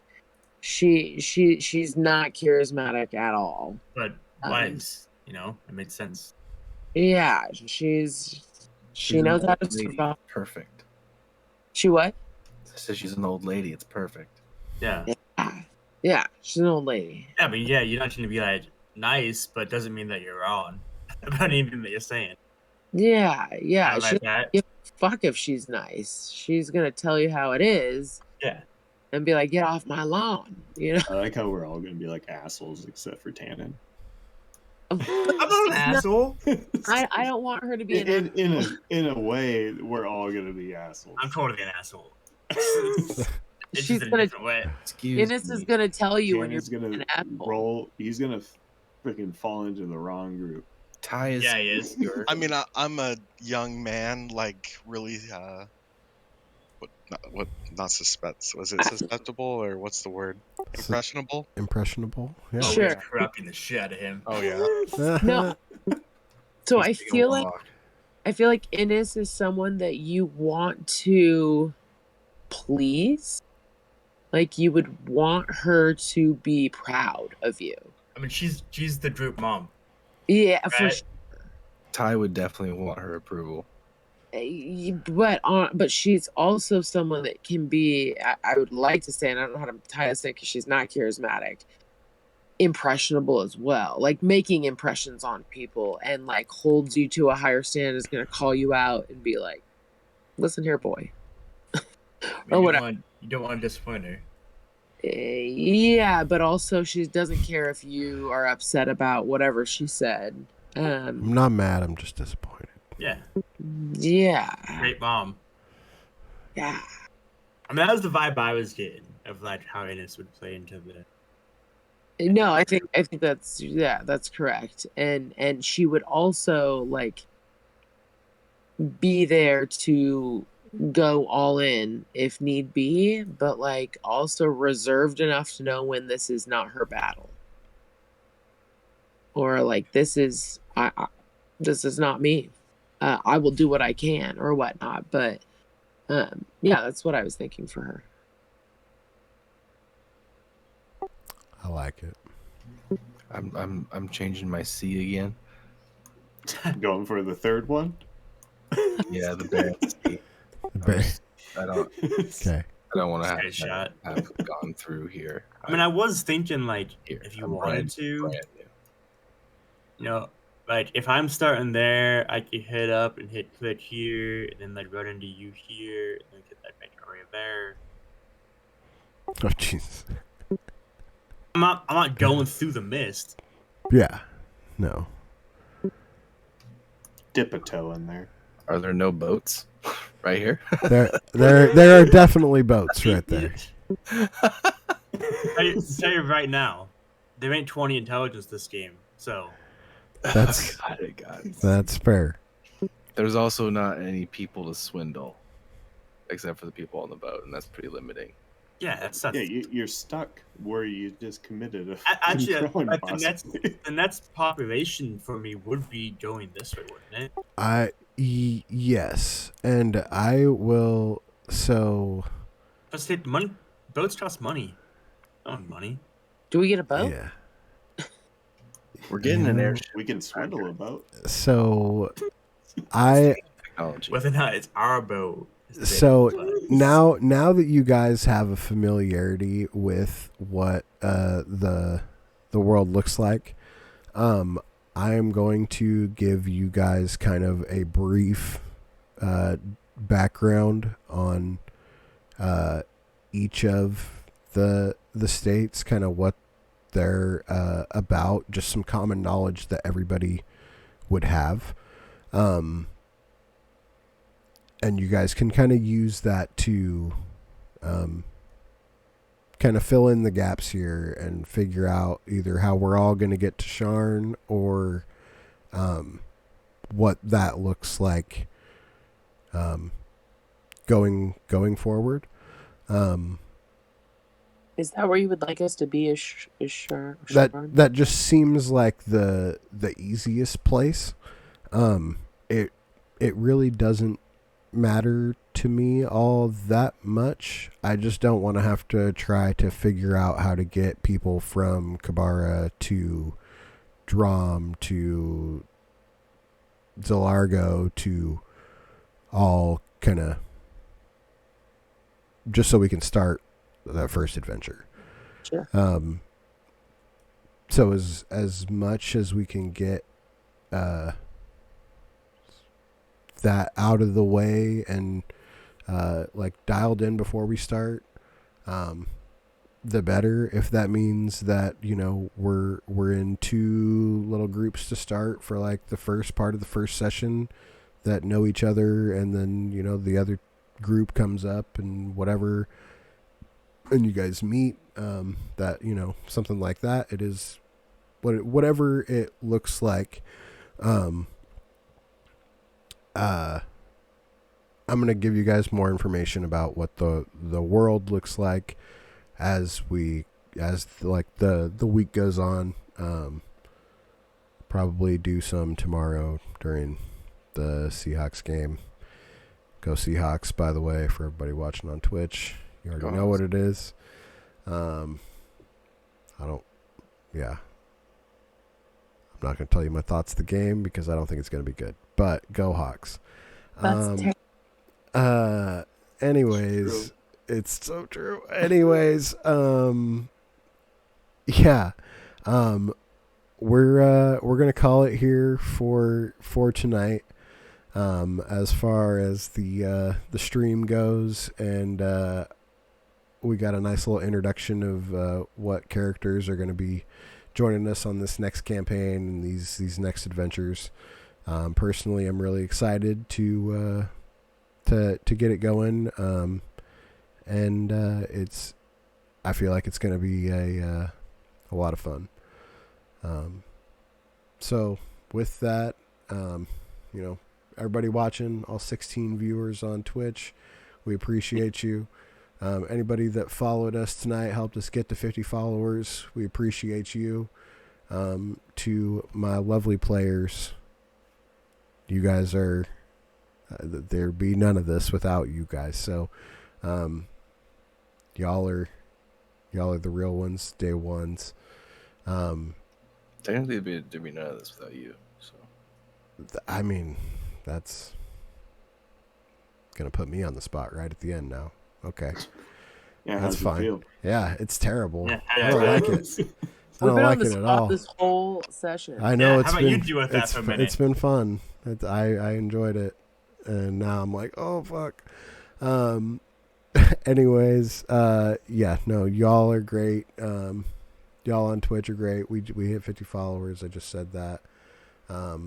That's dope. And yeah, we'll be back next Saturday with another series of lucrative quests. If you like what you see and want to follow us and join us and hang out, join us on our Discord. Links are up there on our Twitch page. We have previous adventures, including the one that we just ended tonight, over on YouTube. You can watch those and get that hidden bits of lore for when I drop Easter eggs in this next campaign.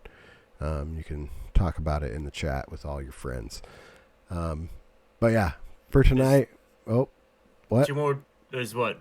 3 other campaigns? 2 other campaigns? Yeah, we have so there is the Curse of Strahd on Wednesdays and Beyond the Twilight, or what the new one is out is tomorrow. They play on Sundays. That's the 9 p.m. one on Wednesdays. Oh, and that's I get to play in that one. Yeah, after Curse of Strahd, we do. We just finished Waterdeep Dragon Heist, and we're going into the Mad Mage. So yeah, come hang out and watch me play instead of DM, and hang out and do fun things. Shout out to bards everywhere. The Wild Beyond the Witchlight is what the tomorrow's is called. So yeah, we're here Saturday, Sunday, and Wednesdays. Again, give us a follow. If you don't, follow us on Patreon. You didn't have to remind me this time. Patreon.com/Dungeon Oasis. And again, you guys are the best. We will see you next time. Later. Thank you. Have a good night, guys. Bye, guys. See Night. ya.